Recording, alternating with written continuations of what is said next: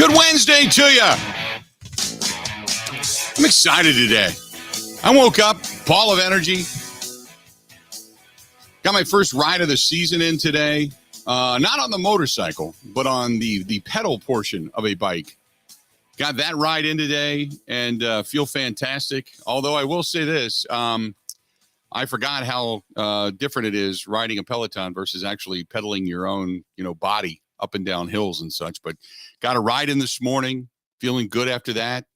Got a little work done outside around the house, although I do need to figure out my sliding screen door. But beyond that, good day today. And then we are 1 day away. We are less now than 24 hours away from our opening day home opener broadcast coming up tomorrow. Looking forward to that. The program brought to you by, as always, our friends at Bud Light, the official beer sponsor of the Bill Michaels Sports Talk Network. Glad to have you on board regarding our friends from Bud Light Hard Soda, and in addition to that, Budweiser, which, don't forget, is the official beer sponsor of Major League Baseball. Ben, how you doing today? Anything crazy out there in Madison going on?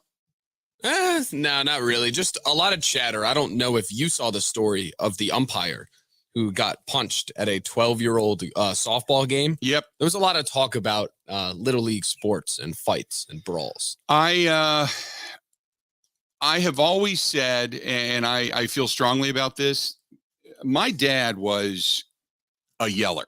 My dad was a sergeant in the Army, very loud voice. My dad was a yeller. And my dad was not a guy, he wasn't physical, he wasn't violent, he wasn't vulgar. He wasn't that. He was just a, come on up, that guy, but he was very, very loud.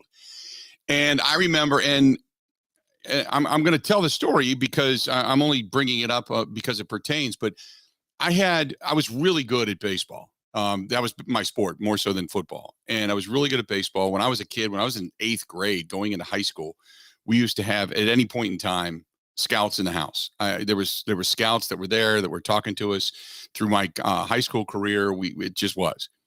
And the long and short of it was, I was really good, had enough attention. And it was, I told my dad as I got older, it's embarrassing to have your parent be that person.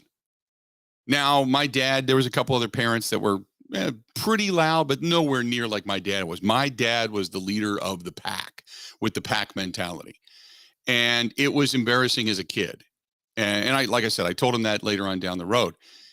Nothing vulgar. I mean, this was, it wasn't like he was screaming FUs or anything like that. Not like today.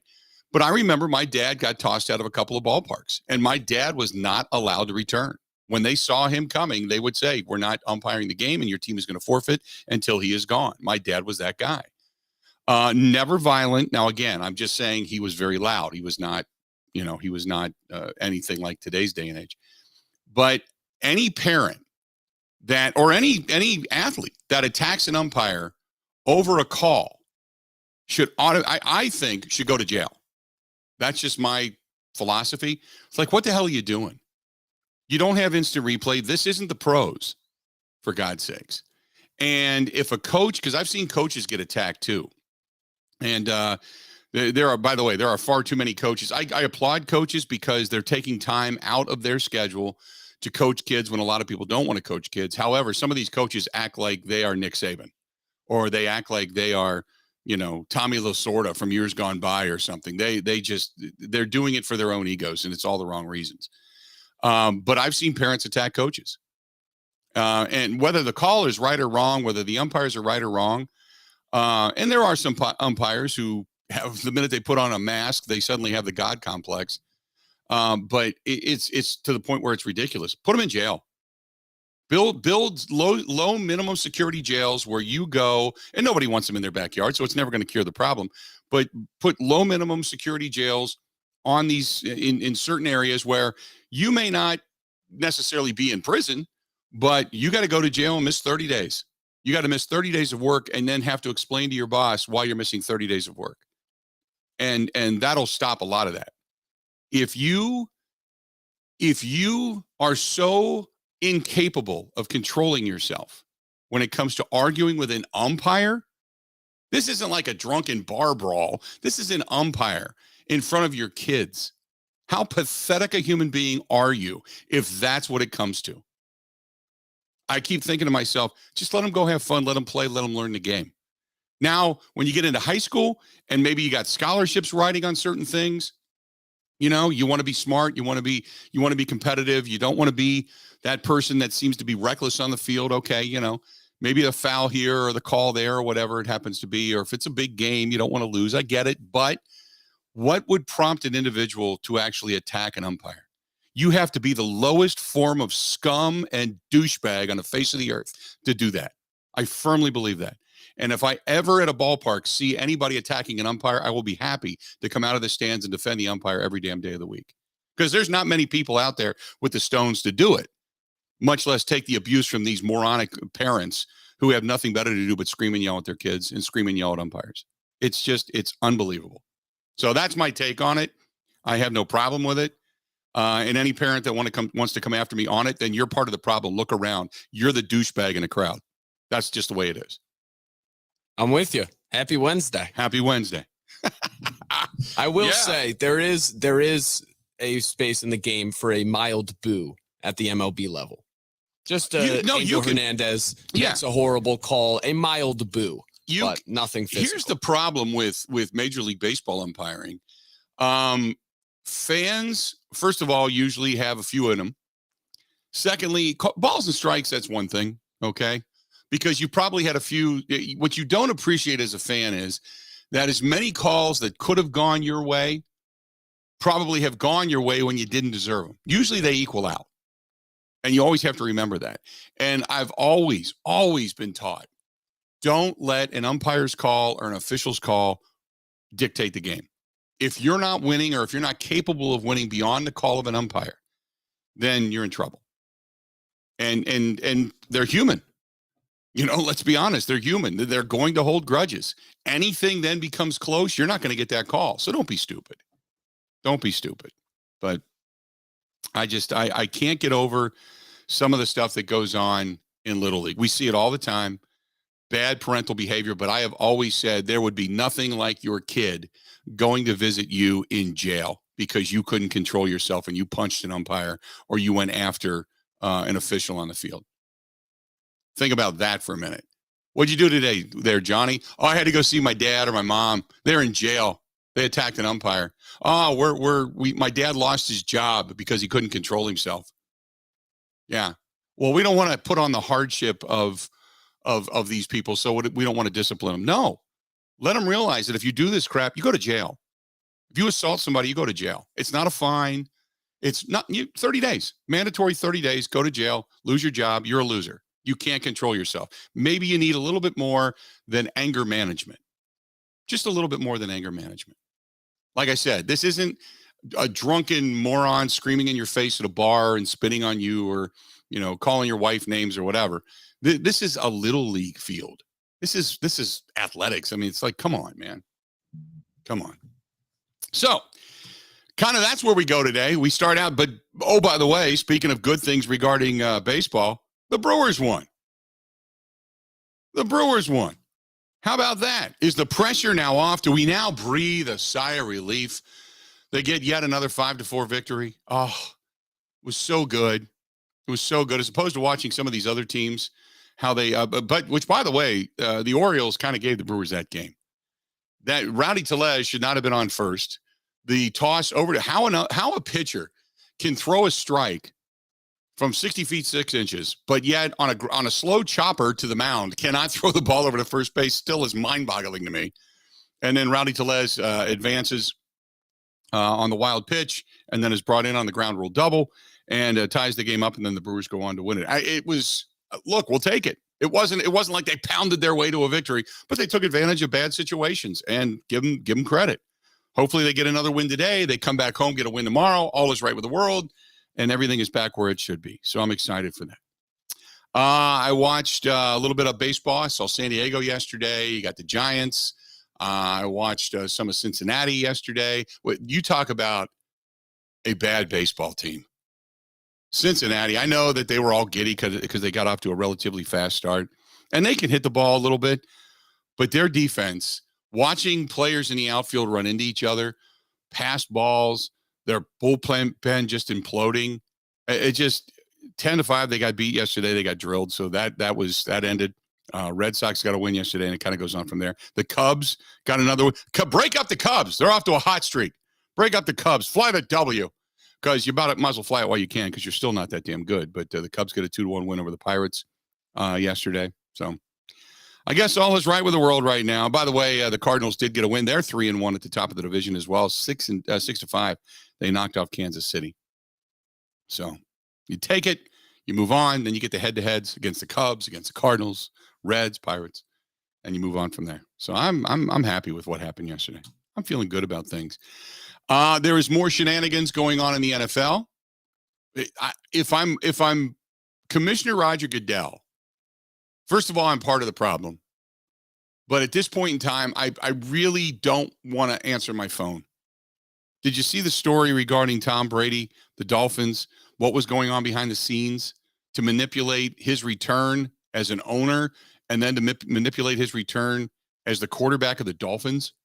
If all this is true, it's like, wow, how embarrassing for the NFL. Again, on the heels of what went on regarding the House subcommittee getting the report yesterday about the Washington Commanders, just abysmal. Stephen Ross still on the heels of having the lawsuit filed against him and now against the NFL for racial discrimination. It's just, you can't make this stuff up. It's almost like you just want the house cleaning of the good old boy network in the NFL. It's like, what the hell? What the hell are these guys doing? This is what happens when you have nerdy, non-athletic, white business billionaires get together. I don't know. Have you watched the series at all, Ben? And I don't know if you would or not, but called Playboy, the Exposed, behind the scenes of Playboy. No, I've not. It has been. I got caught up in it. I started watching it. To watch what went on behind the scenes with Hugh Hefner after being this guy who was this what he felt was this liberator of women and such, and in reality he was nothing more than a predator and a beast, and you know, you'd like to just, if he were alive today, you just like to beat the hell out of him. It's kind of this good old boy behind the scenes, lurk below the surface network is what's being exposed right now. And unfortunately, if there's good owners out there, they're kind of getting lumped in with this group of scumbags. And it's amazing what's going on in the NFL. And if I'm Roger Goodell, I probably don't even want to wake up. Don't wake me up. Just let me sleep. I don't want to answer my phone because it's going to be bad news. It's like there is just a leaking sieve right now in the boat that is the NFL. And then, as if that wasn't bad enough, around the NFL, but more so around the Green Bay Packers, former Packers quarterback Brett Favre. Did you read the story in Sports Illustrated about him? No, I missed the Favre story. I was stuck up on the Brady one. Yeah, the text messages. Now, this is in Sports Illustrated. It's not like it's a discredited outlet. Anna Wolf of Mississippi Today claims former NFL quarterback Brett Favre allegedly used his political and business connections to collect taxpayer funds for his preferred organizations, giving him special access. Favre also allegedly took $1.1 million in welfare funds for himself.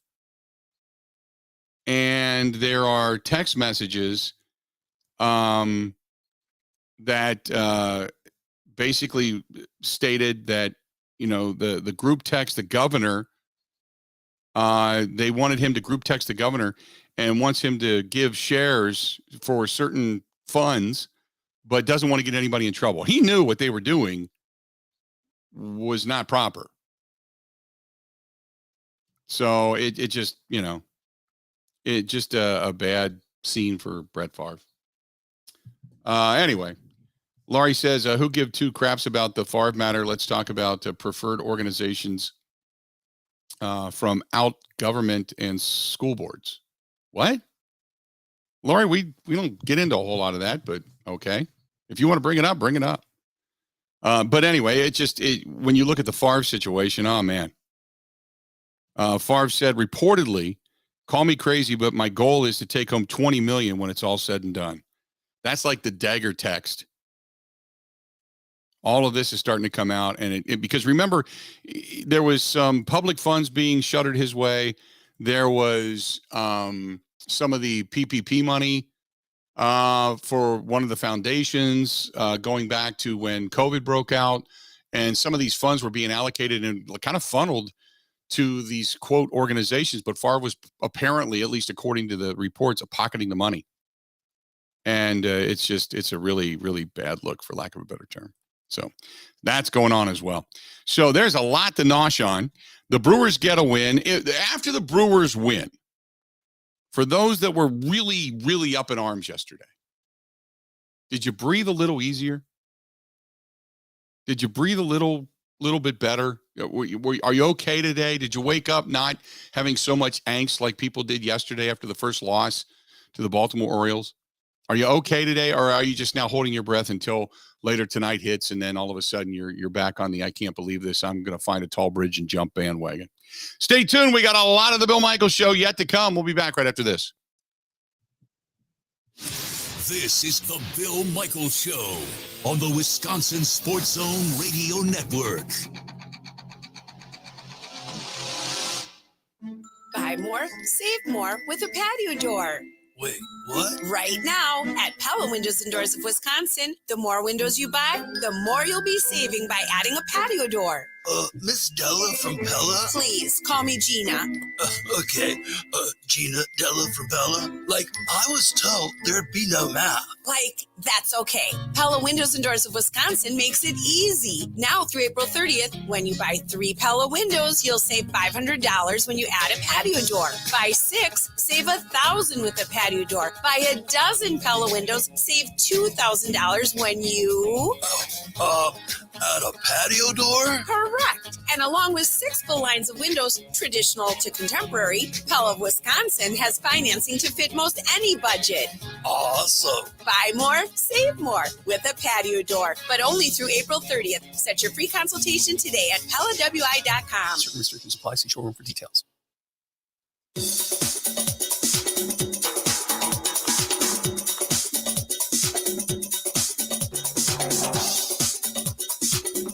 Bill Michaels will resume in 3 minutes.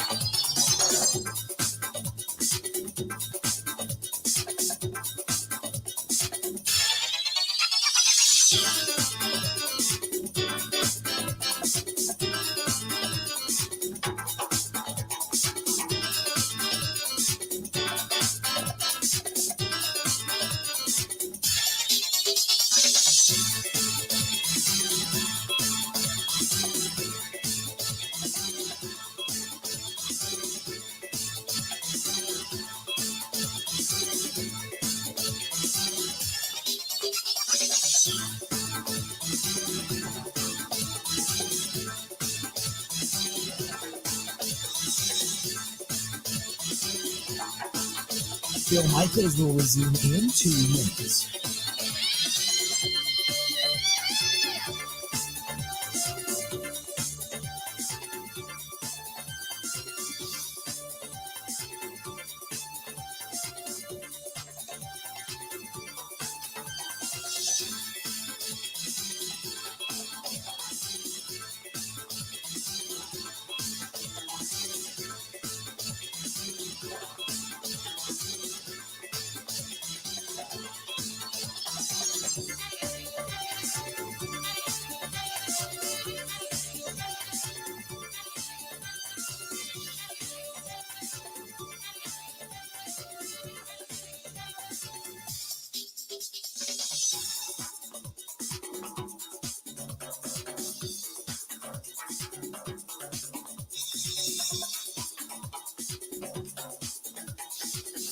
Bill Michaels will resume in 1 minute.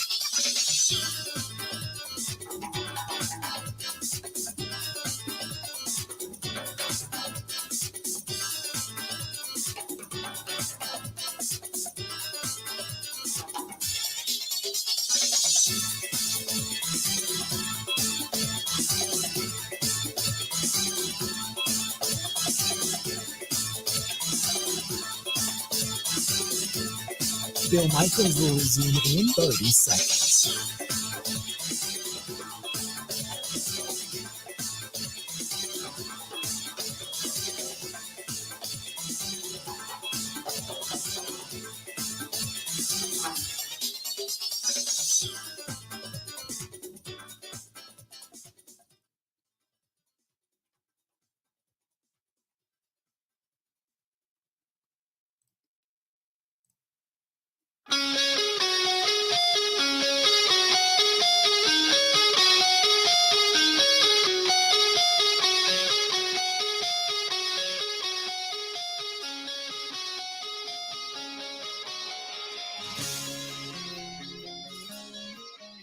Glad to have you back. The Bill Michaels Show. We continue on this portion of the program. Brought to you by our friends at Quick Trip. Quick Trip, they've got some grilling stuff in there.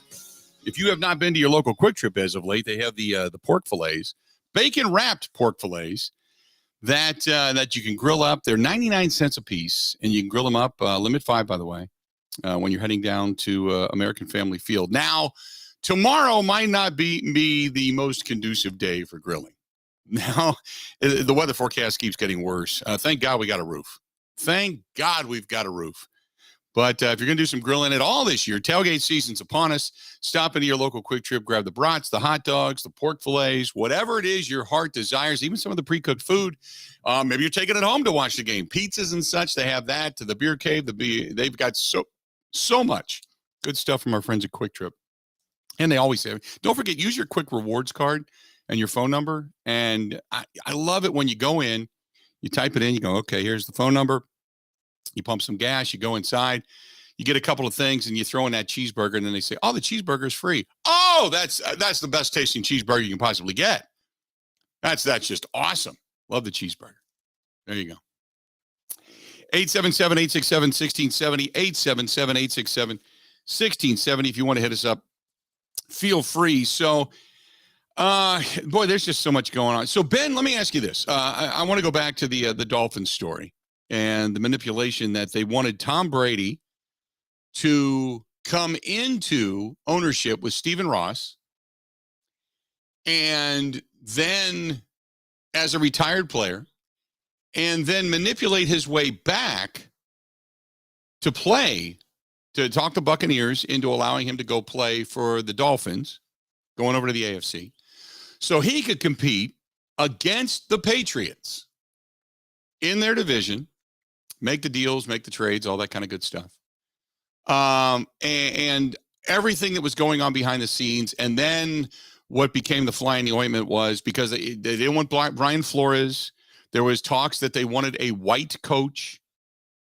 Sean Payton, actually. That was part of his plan. Yeah, manipulate to get Sean Payton into the Dolphins organization. When I read this, I thought, now there's times you read stories and you're like, wait, what? There's no way that's true. No way. Hollywood wouldn't make this up. And then you get reading it more and more and you're like, wow, this is what's really going on below the surface. When you read the Brady story, what was your reaction? My first reaction was, I wish this actually happened, because you talk about chaos, and it's been a chaotic offseason in some bad ways and some good, but you talk about pure competitive chaos. You have Tom Brady retire and then go become an executive in Miami and maybe convince his way back onto the field to play. It would have been a fascinating story. So my first reaction was, I wanted this to happen. Then obviously you have everything that came up in the Dolphins organization. You know what I thought was the most interesting is now the Washington Commanders story. I'm still stunned at the lack of coverage of that out of ESPN. Now, we know ESPN has a contract with the NFL, so maybe they're trying to tread lightly here.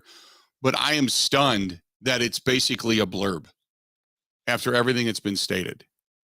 And now it's sitting before Congress, and ESPN, which now reveals itself as just unbelievably corrupt, is barely giving it a mention.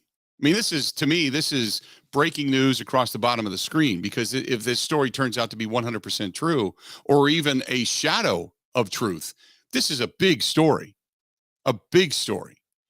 And now this, and if you go to their page, and even if you click on the NFL portion of it, there's no mention of the Brady thing. There's no mention of the Dolphins story. It's like, what are you doing? So, but no, I agree with you. When I read it, I thought, I thought, man, first and foremost, how did this story get so underreported? Thank God it came to the forefront, as we all know. And then it's like, as I sat there and read it, I thought, because there's this huge story about it in the Miami Herald. But as I read it, I'm thinking how slimy the underbelly of the NFL really is. Now, I've always known this. I've had secondhand experience with some of the workings of the NFL. And I've always said, if you ever pull the curtain back and really reveal the wizard, it's a very, very, very ugly business. It is something that we love. We cheer for. We are a football state. We look forward to it every Sunday. The Green Bay Packers reign supreme in the state of Wisconsin. I understand all of that, but the NFL is a very ugly business. But when you started to read this, my whole thought was, what a disgusting underbelly the NFL has. No wonder players are so frustrated with kind of the good old boy network, as I put it. It's mind-boggling that this goes on. An odd coincidence, what happened on February 1st, the same day Tom Brady announced his retirement from Tampa Bay, though never filing formal retirement papers. The recently fired Dolphins head coach Brian Flores announced the major lawsuit against the NFL and directly implicated a few teams, including the Dolphins and their owner, Stephen Ross. The plan was for, as I mentioned, Brady to retire, to then become part owner of the Dolphins, to then come back, get Brian Flores fired, to then bring in Sean Payton. Sean Payton was going to retire, quote, retire, and then they were going to make a deal to bring Sean Payton back over to the Dolphins, so therefore he could get out of that ugly situation that in part he caused in New Orleans because of the salary cap jail and basically the lack of talent. And now they're going to have to rebuild this thing over the next 2, 3, maybe even 4 years to just get back to a semblance of competitiveness. He wanted out. So basically, you create the problems, and then the minute it gets really bad and you can see what's coming on the horizon, you're going to bail. And then not only are you going to bail, you're going to manipulate your way to another team, firing a head coach who had done, for all intents and purposes, a really good job, and try to go and have this collaborative with Tom Brady. We all thought that lawsuit, as the story puts it, was seismic because it accused the NFL of racism in its hiring and firing practices, and practically, alleging that Ross had offered the Flores $100,000 bonus per game if he tanked in the 2019 season to get the number 1 overall draft pick, which is, if that's not seismic enough, then this. All the claims against Ross, which if proven true, almost certainly would force the owner to step down in full disgrace and either turn the team over to somebody else or have the NFL just sell it out from underneath them. One of the two. But just an amazing, amazing story. Stay tuned. We got a lot more of the Bill Michaels Show coming up right after this. Covering Wisconsin sports like a blanket. This is the Bill Michaels Show on the Wisconsin Sports Zone Radio Network. The Indy cars are running. Get your ticket to see them scream around the road course in Elkhart Lake, Wisconsin. For event information, go to roadamerica.com. That is roadamerica.com.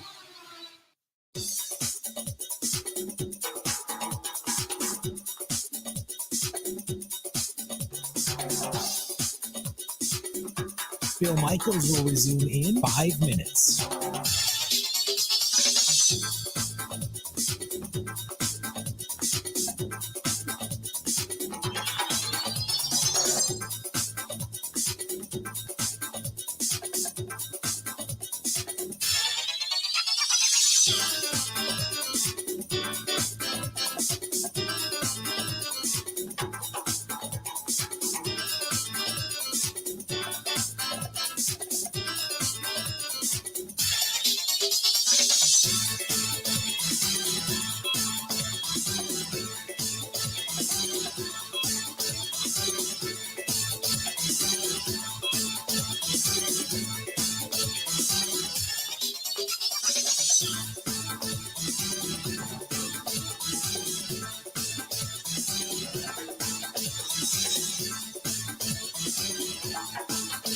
Bill Michaels will resume in 4 minutes.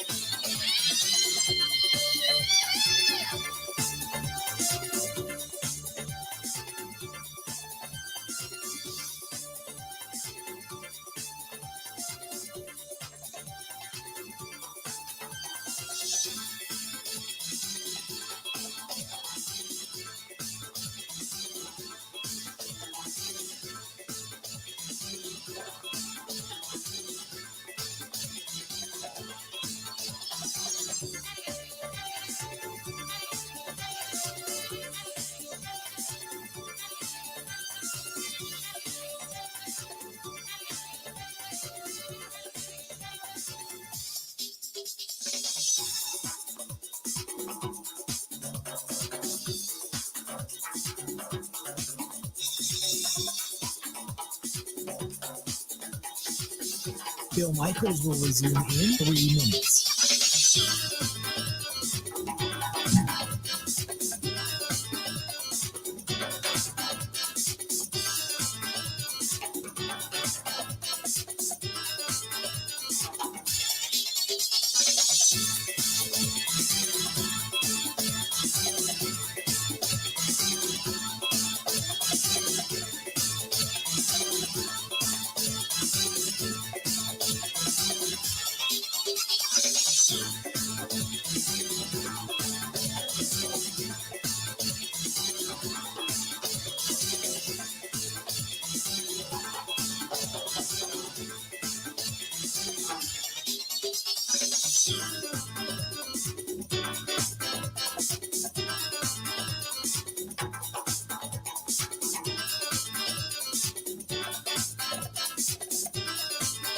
Bill Michaels will resume in 2 minutes.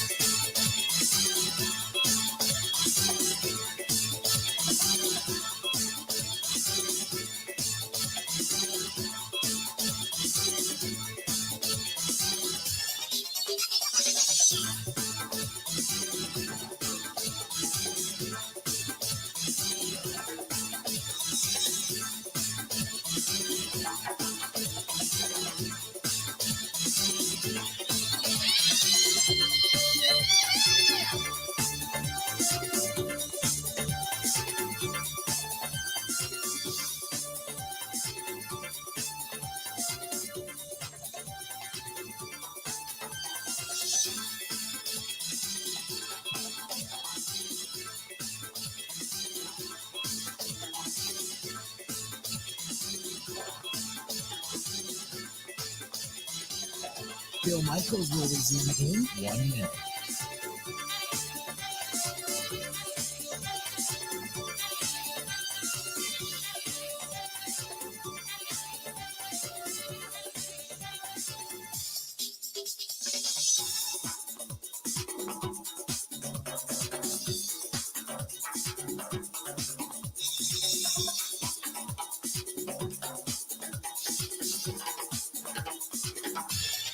Bill Michaels will resume in 30 seconds.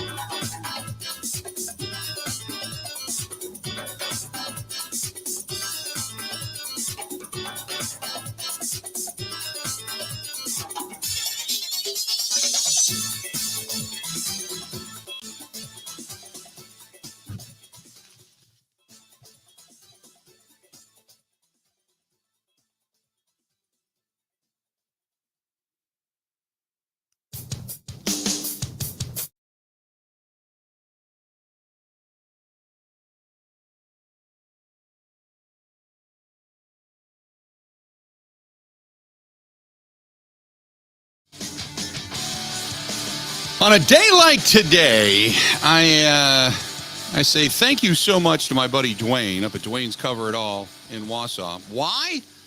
Because my boat is getting ready to get a new engine put in it. And it is, I drove past it the other day. It's sitting outside in a locked fenced facility up at Skipper Bud's where they're going to do the work. And the cover that he put on this thing with the venting system, the arch system is amazing. And I've talked about this time and again. And whether you're a business owner, say you're own like a strip mall and you want to put new awnings out front, he's your guy. Say you're a boat owner like he's your guy. If you are a office manager or somebody that owns an office building and you want to redo the furniture, you really don't want to buy new. You know, you don't want to trade it in. You just want to get it all recovered, reupholstered, make it nice and new again. He's your guy. So many different things that Dwayne can do it. Dwayne's cover it all up in Wausau. 715-870-2119. 715-870-2119. Go to Dwayne's, DUANES, Dwayne'sCoverItAll.com. By the way, speaking of Skipper Buds, I was over there driving past it anyway yesterday. That's when I saw it because the rains were coming. And that's when I saw my boat sitting outside, and I talked to Ryan and the guys in the service department. They're just great people over there, and the boats are just arriving every day. Check out skipperbuds.com for everything they have to offer. That's skipperbuds.com. But if you go to the one in Pewaukee, where there's a lot going on right now, get a hold of my buddy Todd over there. He's the general manager. He's the guy that makes the deals. He's the guy that pens everything. 262-544-1200, 262-544-1200, and tell him we sent you. And if you're looking for something to do this summer out on the water, man, they got a lot of stuff over there right now. A lot of stuff. So the other portion of this Miami Herald article, when we get into the Dolphins believing they had Brady, it's amazing when you start reading this.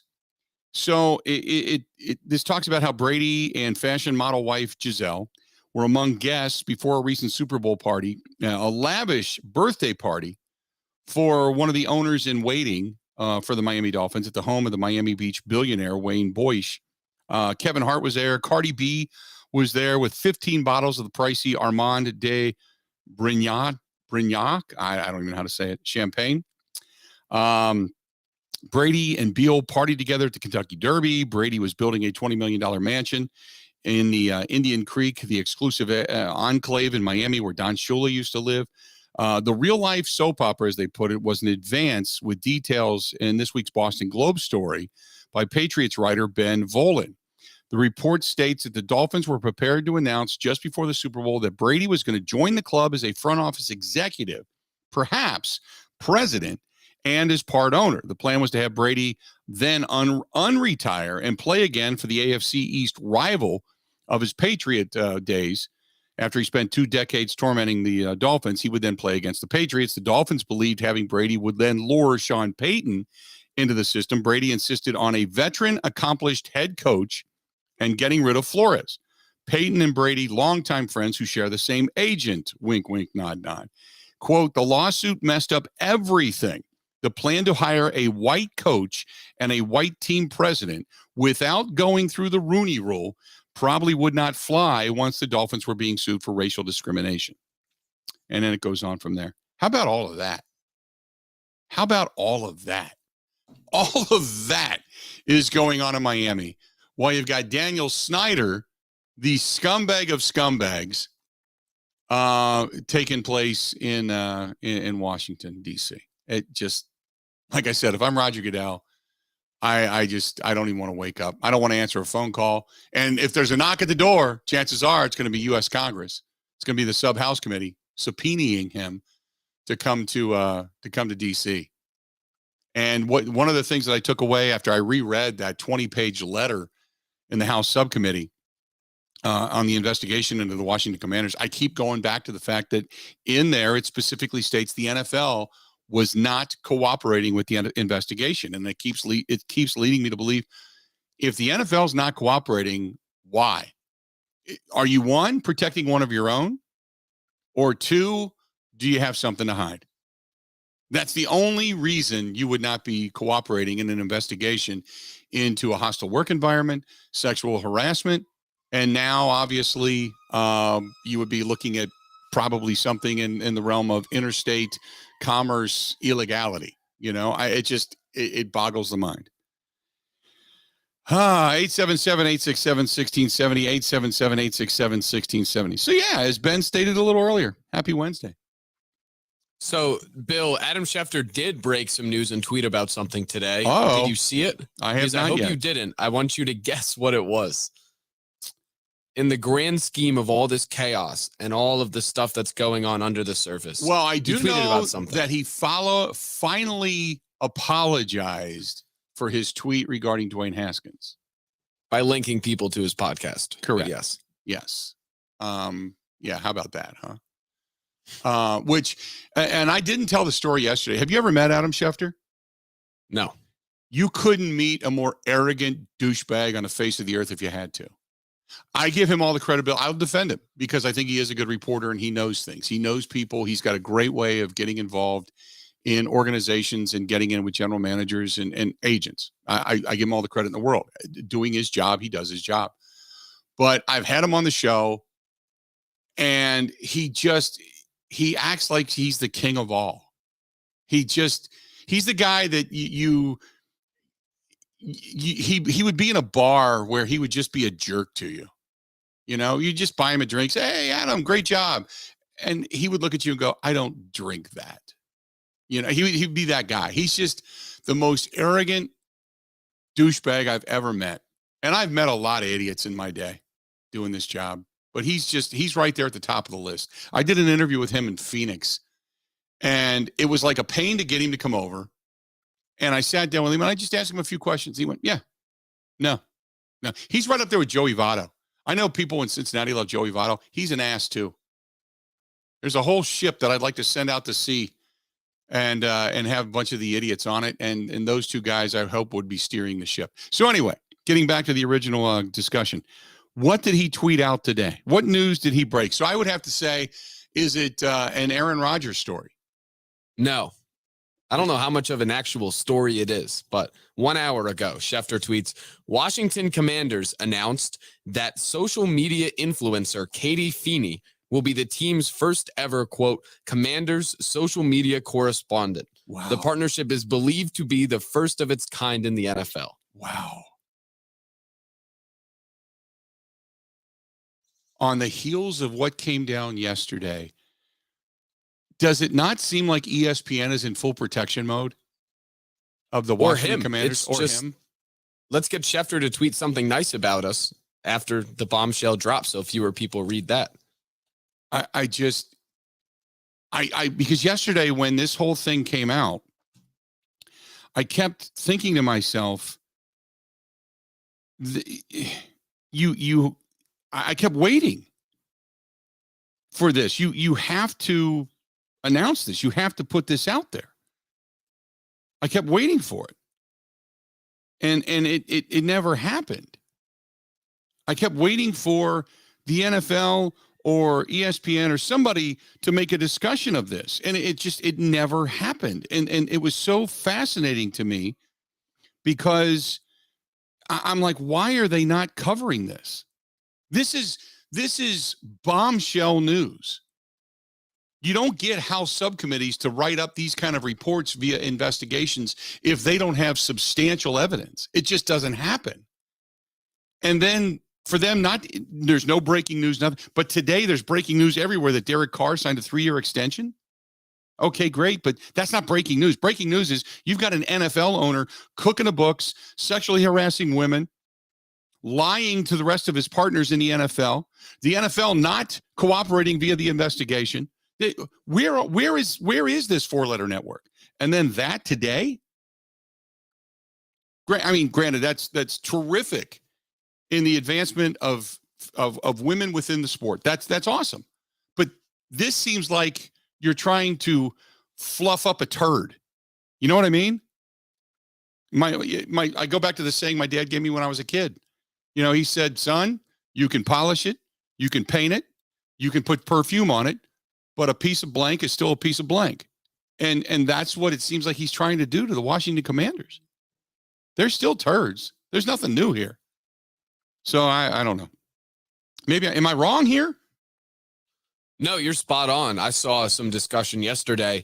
The Brady story even is going to be something that they tweet maybe the night before week 1, as like right before the season kicks off next fall. It's going to be something that flies under the radar. Newspapers will report on it, but then ESPN will just throw out a little bottom of the barrel story about it, bury it in the first week of action. Yeah. I keep going back to the evidence obtained by the committee, including emails, documents, and statements from former employees, indicates senior executives and team owner Daniel Snyder may have engaged in troubling, long-running and potentially unlawful pattern of financial conduct and victimized thousands of team fans and the National Football League. And that was not the lead breaking story on the four-letter network. It's that last word, too. If Congress says potentially unlawful. Right. This comes directly out of the Congress of the United States, House of Representatives, and the Committee on Oversight and Reform. And it got very little play on a network that prides itself on breaking all these big stories. And all they've been able to talk about over the last 24 hours is the XFL. I'm completely flabbergasted by all of this. Completely. 877-867-1670, 877-867-1670. Let's do this. We're going to step away, take a quick break, come back. More of the Bill Michaels Show coming up next.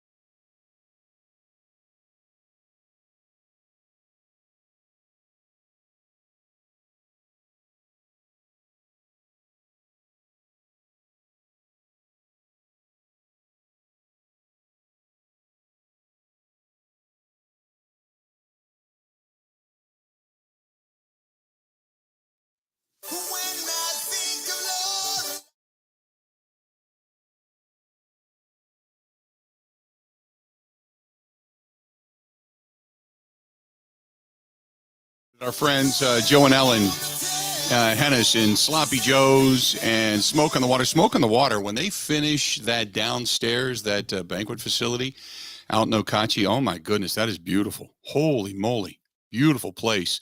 But get out there. They have some terrific food. The weather is eventually going to break. You can sit outside on the deck overlooking the lake and the boats and all the little houses in that area on Okauchee and Great place. Stop in and see our friends Joe and Ellen and everybody over there at Smoke on the Water. So let's do this.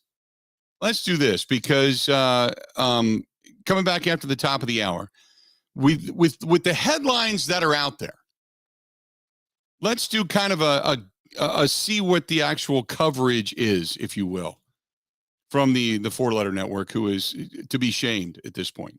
Completely shamed. They would rather have The Rock on talking XFL vision for the future than they would about the most. Put it this way: when Donald Sterling dropped his racist rant, they were all over it to get that guy fired and out, and rightfully so. There must be a ton of money tied up to the NFL for them to be so quiet on all of this.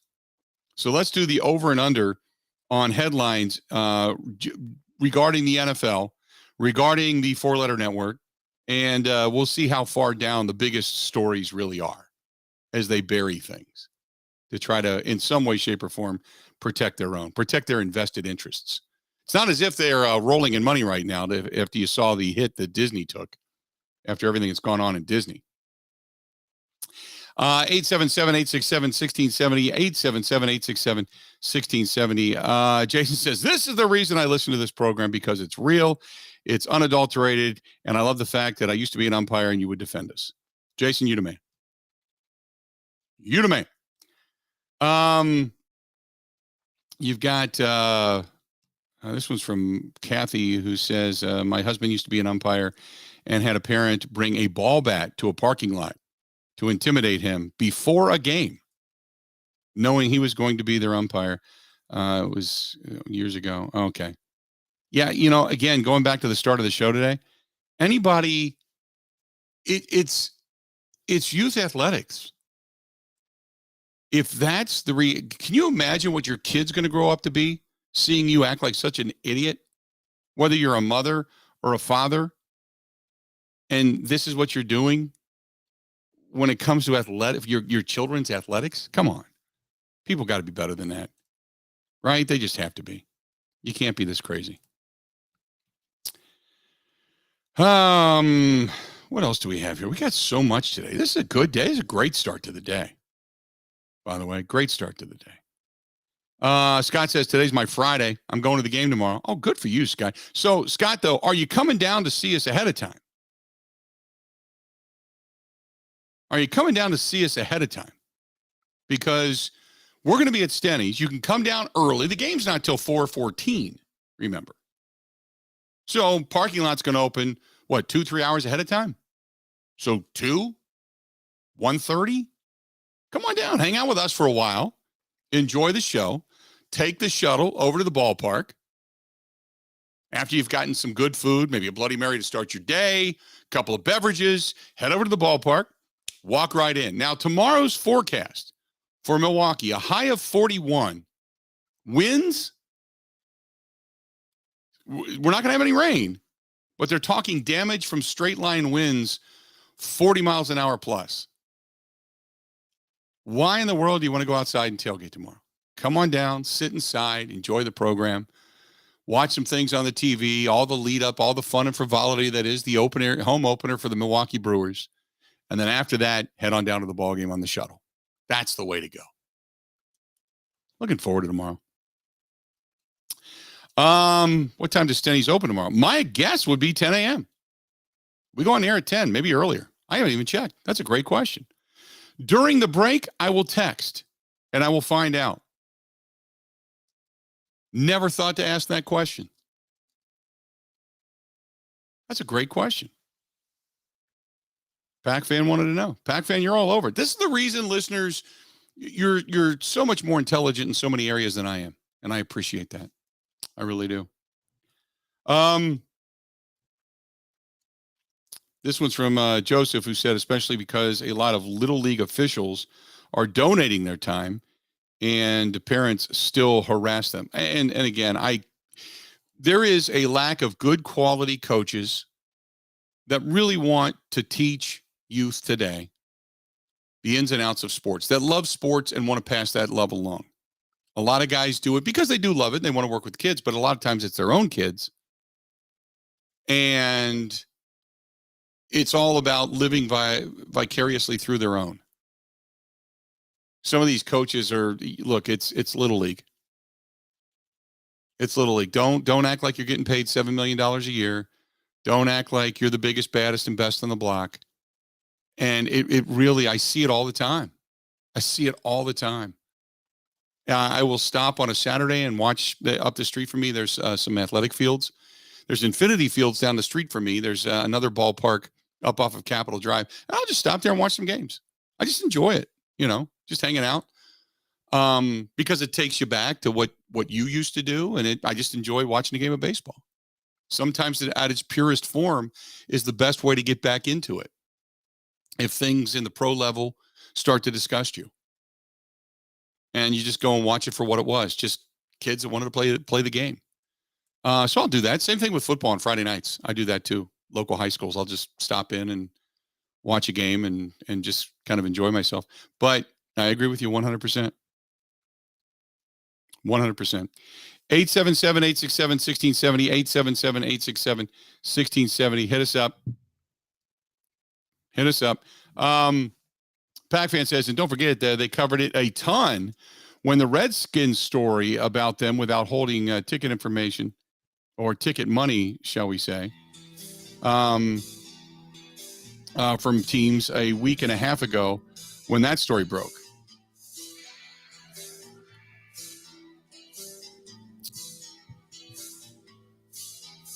(877-867-1670). Real quick, Rob says, as a public service radio commercial states, without referees and umpires, there would be no youth sports. Support and encourage them and behave and set an example for others. We will end the hour on that note. Stay tuned. Got a lot more of the Bill Michaels Show. It's all coming up next.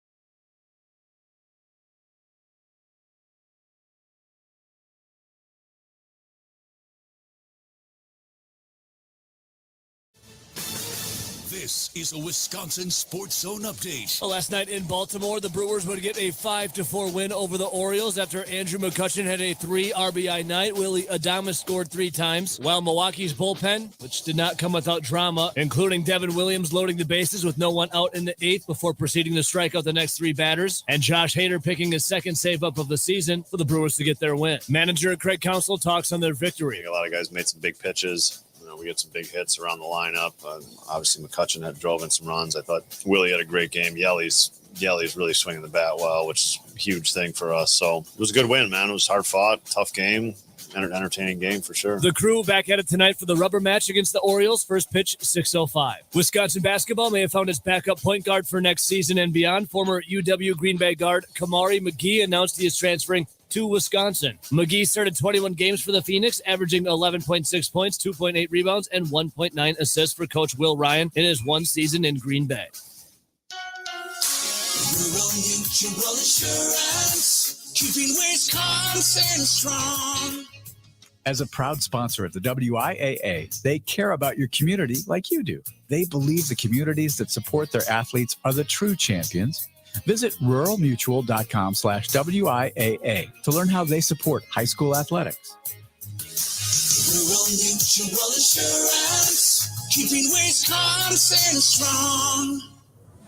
New and promoted assistant coaches met with the media yesterday for the Green Bay Packers, and Rich Bisaccia, new special teams coordinator, talks why he chose Green Bay. To be a part of a franchise that expects to win, and the standard is winning it all. And to be a part of something like that is, to me, is energizing. Special teams was a problem for the Packers last year. Bisaccia says he's up to the challenge to fix it. For the Wisconsin Sports Zone Network, I'm Ebo.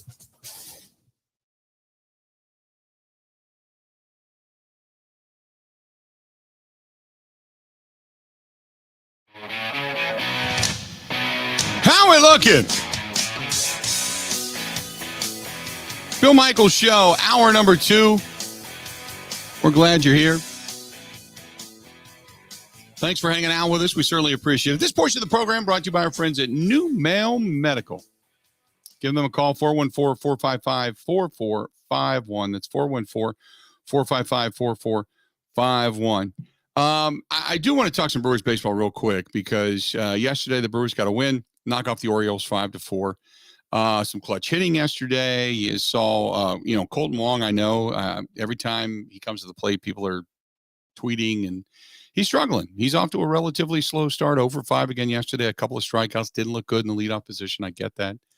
But you're not moving guys down. You're just sticking with them. Just see what happens. Willie Adames had a solid day yesterday. Christian Yelich yesterday had a run scored and ended up taking a walk.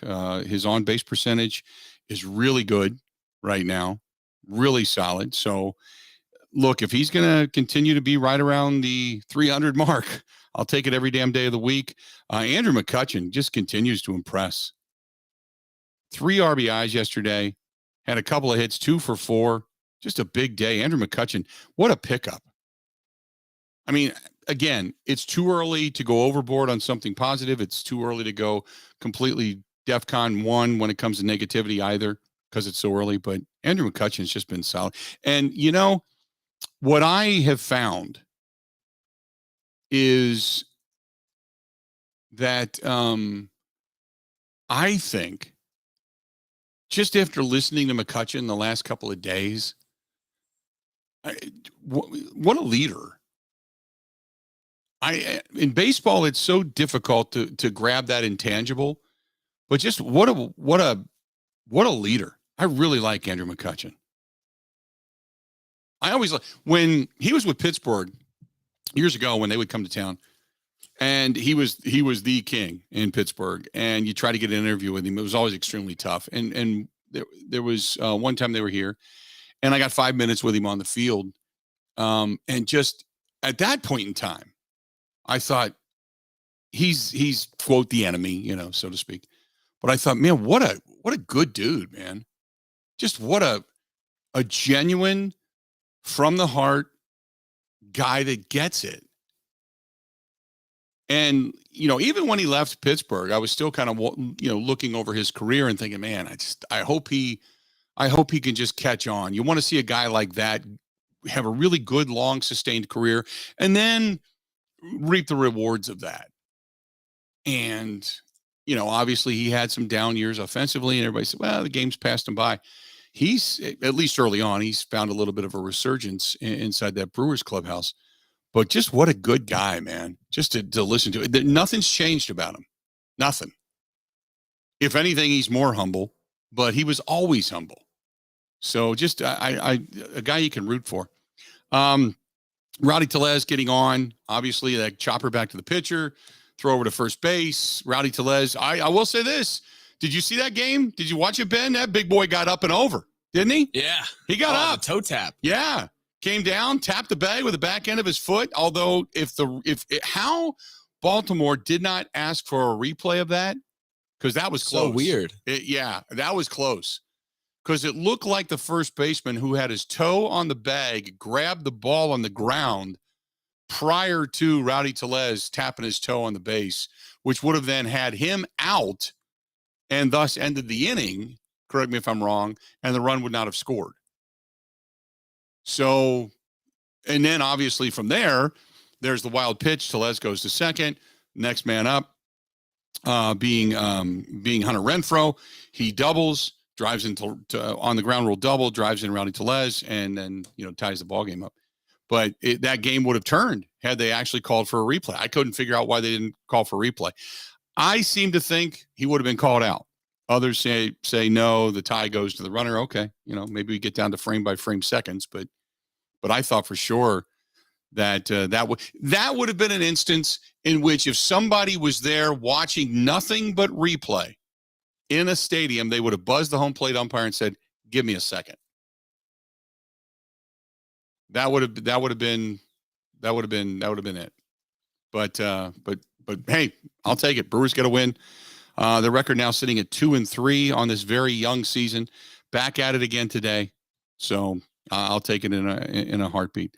Lorenzo Cain yesterday too, also 2 for 4, by the way. And amazing because he was like at 130 something, and people were like, here we go again. I said, give him a couple of hits. He's right back in it. Sure enough, 2 hits, 2 for 4 yesterday. His average now sitting at 250. There you go. Yes. What's your take on that new left field wall in Baltimore? I hate it. The higher fence, that higher fence down the line. Yeah, they moved. Okay. Then I didn't pay attention to that. I was looking at the higher fence down in the corner.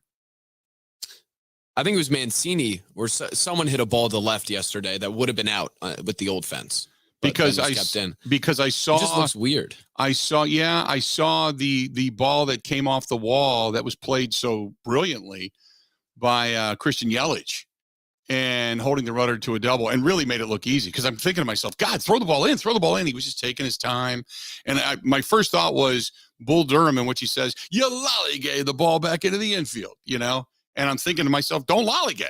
Just get it back, But that was what I was talking about, was that higher angular fence out in the right or the left field corner that the ball hit and ricocheted off of over to Christian Yelich. But beyond that, I didn't realize they had moved it back.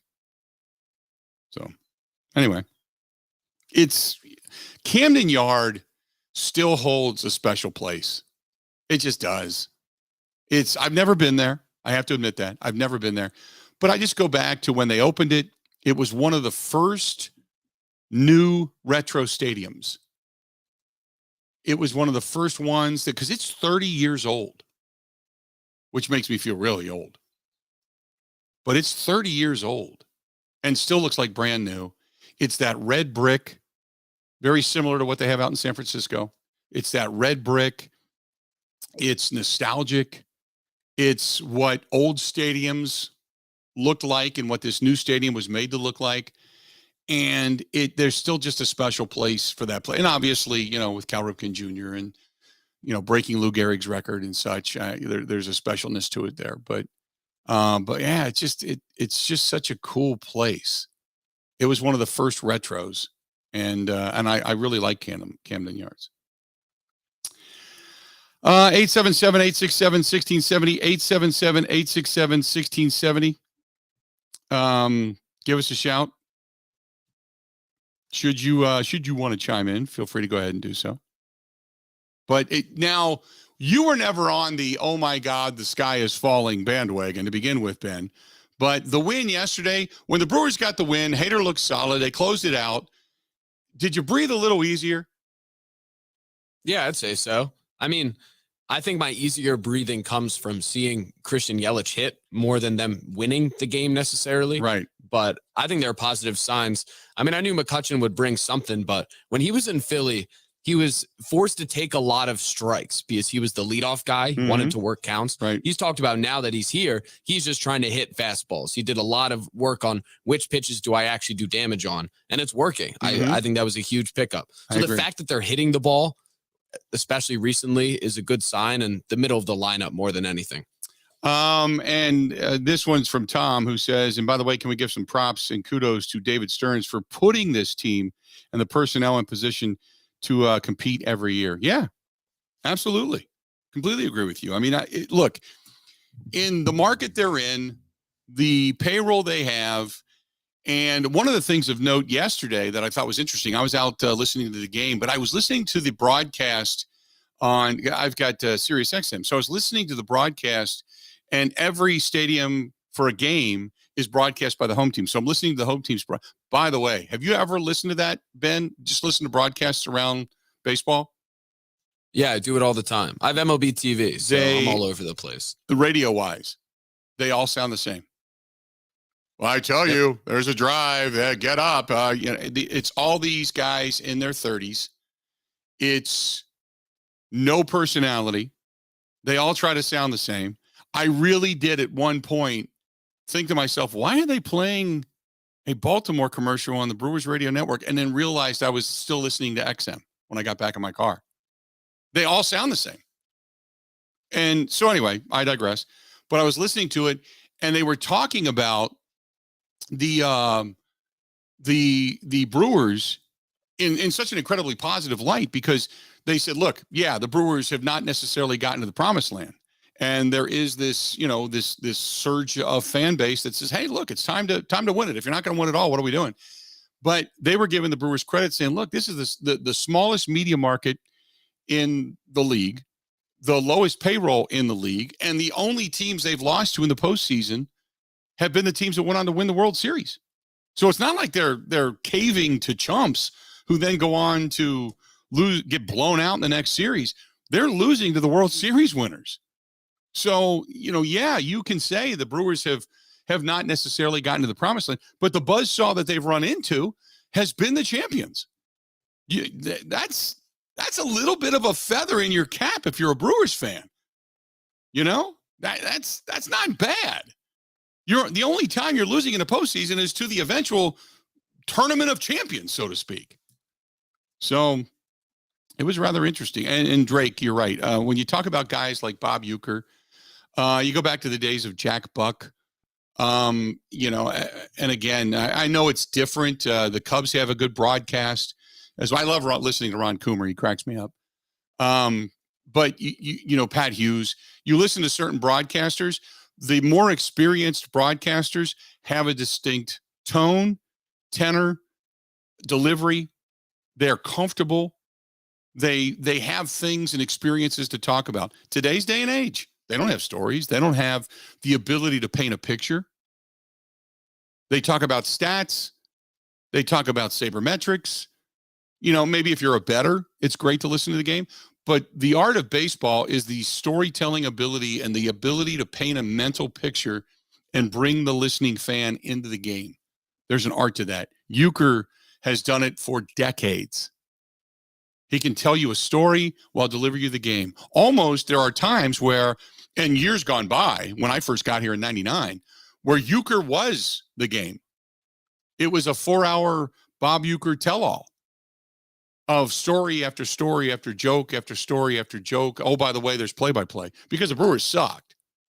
So you had to bring fans into the game to make them want to listen and make it listenable rather than just giving them the doom and the gloom of baseball. And there's an art to that. There's an art to that. So that's why we've been extremely lucky in this sense to have a guy like Bob Uecker in our backyard. I grew up in Cincinnati, listening to Marty Brenneman, who I've always thought was fantastic. Matt LePay is just simply awesome. Larrivee and what he and The Rock do are great. So in radio, that is, there's an art to that. 877-867-1670. This one's from GoDaddy Dave, who says, hey, Bill, when you coming back up to Wausau, are you going to go to a Woodchucks game? I'd love to go to a Woodchucks game. I haven't been there in probably 5 years. Haven't been to a Woodchucks game in maybe 5 years. I love the fact that regardless of what's going on in the world of major sports, you always have Northwoods League baseball here in our own backyard. There's so many good teams, so many good franchises in the state. You can spend the summer going city to city to city, just catching Northwoods League's baseball. It's really cool. I love it. It takes me back to, again, I hate to reference it, but it takes me back to like Bull Durham, going to these little stadiums in these little towns, and where it's just, you've got the baseball players that are there. The coaches are coaching baseball. And then the next night you can see them selling tires. It's just, I love it. Absolutely love it. It's a lot of fun. Hey, let's do this. We'll step away, take a quick break, come back. A lot more on this Wednesday edition of the Bill Michaels Show coming up right after this. Ready? This is the Bill Michaels Show on the Wisconsin Sports Zone Radio Network. Buy more, save more with a patio door. Wait, what? Right now at Pella Windows and Doors of Wisconsin, the more windows you buy, the more you'll be saving by adding a patio door. Miss Della from Pella? Please, call me Gina. Okay, Gina, Della for Pella? Like, I was told there'd be no math. Like, that's okay. Pella Windows and Doors of Wisconsin makes it easy. Now through April 30th, when you buy 3 Pella windows, you'll save $500 when you add a patio door. Buy 6, save $1,000 with a patio door. Buy a dozen Pella windows, save $2,000 when you... Add a patio door? Correct. And along with 6 full lines of windows, traditional to contemporary, Pella of Wisconsin has financing to fit most any budget.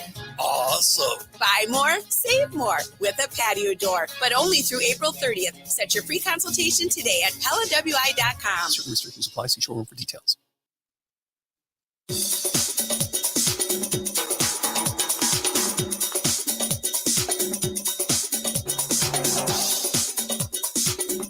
Bill Michaels will resume in 3 minutes.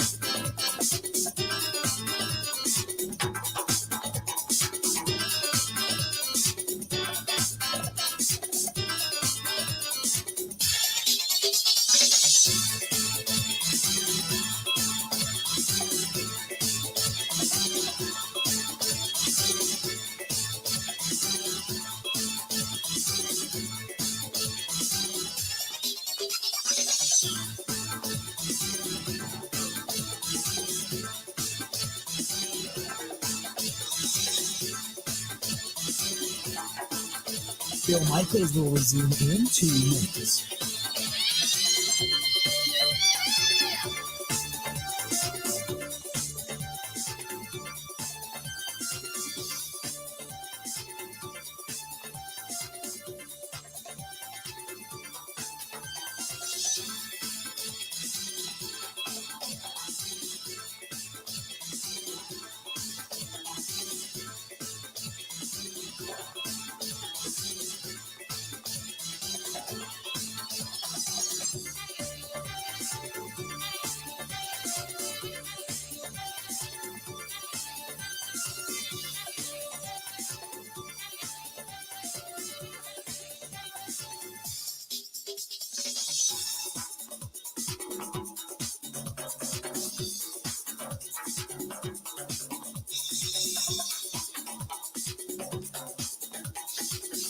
Bill Michaels will resume in 1 minute.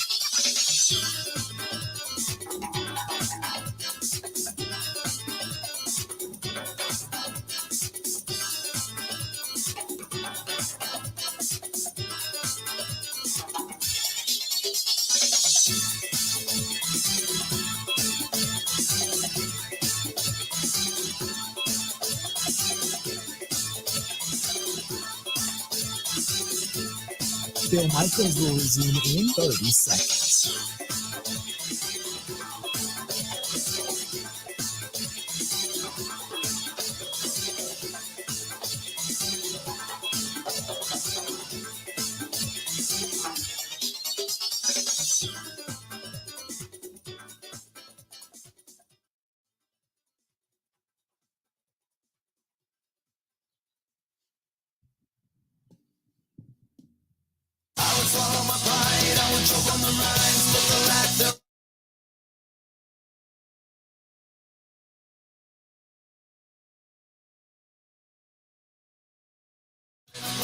Welcome back. Great company here in the state of Wisconsin called WABAM, W-A-B-A-M, whether it's cleaning products for industrial, for your home, janitorial services, or maybe you got detail products for your vehicle, for your boat, motorcycle, car, whatever it happens to be. They've got it all. And you can buy some of those products actually out of Wisconsin Harley-Davidson. Go to wishd.com or stop out to Wisconsin Harley-Davidson on Highway 67 in Oconomowoc. But if you want to get them shipped to your home, go to getwabam.com. That's getwabam.com. Get, W-A-B-A-M, wabam, getwabam.com. Really good stuff, and they're local. That's the best part about it. Locally owned. So check it out, getwabam.com. Ben, the biggest story that we have not talked about yet is what? Oh, I don't know. The biggest, stupidest story we have not talked about yet is what? It happened last night. Oh. Yeah. You got it. I'll let you do the introduction because I don't know if I have words to describe this woman. Is there anything in your life that you would feel strongly enough about to attempt to glue yourself to an NBA court? I kid you not. It happened last night. A woman is a part of an animal rights group. She came out, sprayed glue on her hand, smeared it on her hand, and then glued herself to the court for the Clippers and the Timberwolves during the play-in game last night. I kid you not. I have seen people jump out of the stands and attack a first base coach. I have seen them run after umpires. I have seen fans run on the field naked. How they get naked before they even get to the field, I have no idea, but I digress. I have seen them run naked. I have seen many weird things at games. I have never seen anyone run out and glue themselves to an NBA court. The organization called Direct Action Everywhere claimed responsibility as if they're glue-meister terrorists or something. The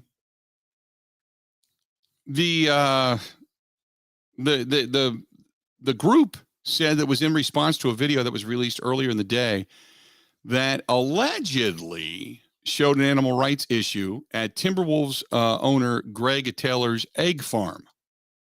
He's got an egg farm, EGG. The woman identified Alicia Santurio. Good Italian girl, glued herself to the court. Feels so bad. Well, is there something you're passionate enough about to do that? Or if it could be one issue, what would it be? I can't. Because if we could get rid of bunting in Major League Baseball, I think I would glue my hand to a field. I can't think of anything that I would do or anything in my life that would make me that passionate.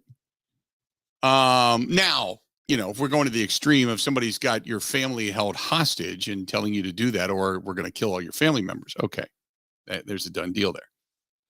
But I can't think of anything that I would feel that passionate about to where I would run out onto the court or a field and glue myself to the court. You got me on that one. Paul Christ punting from the plus 35. That happens again, I will do that. Would you glue yourself to the goalpost if Paul Christ did that? That would be the question. I can't think of anything.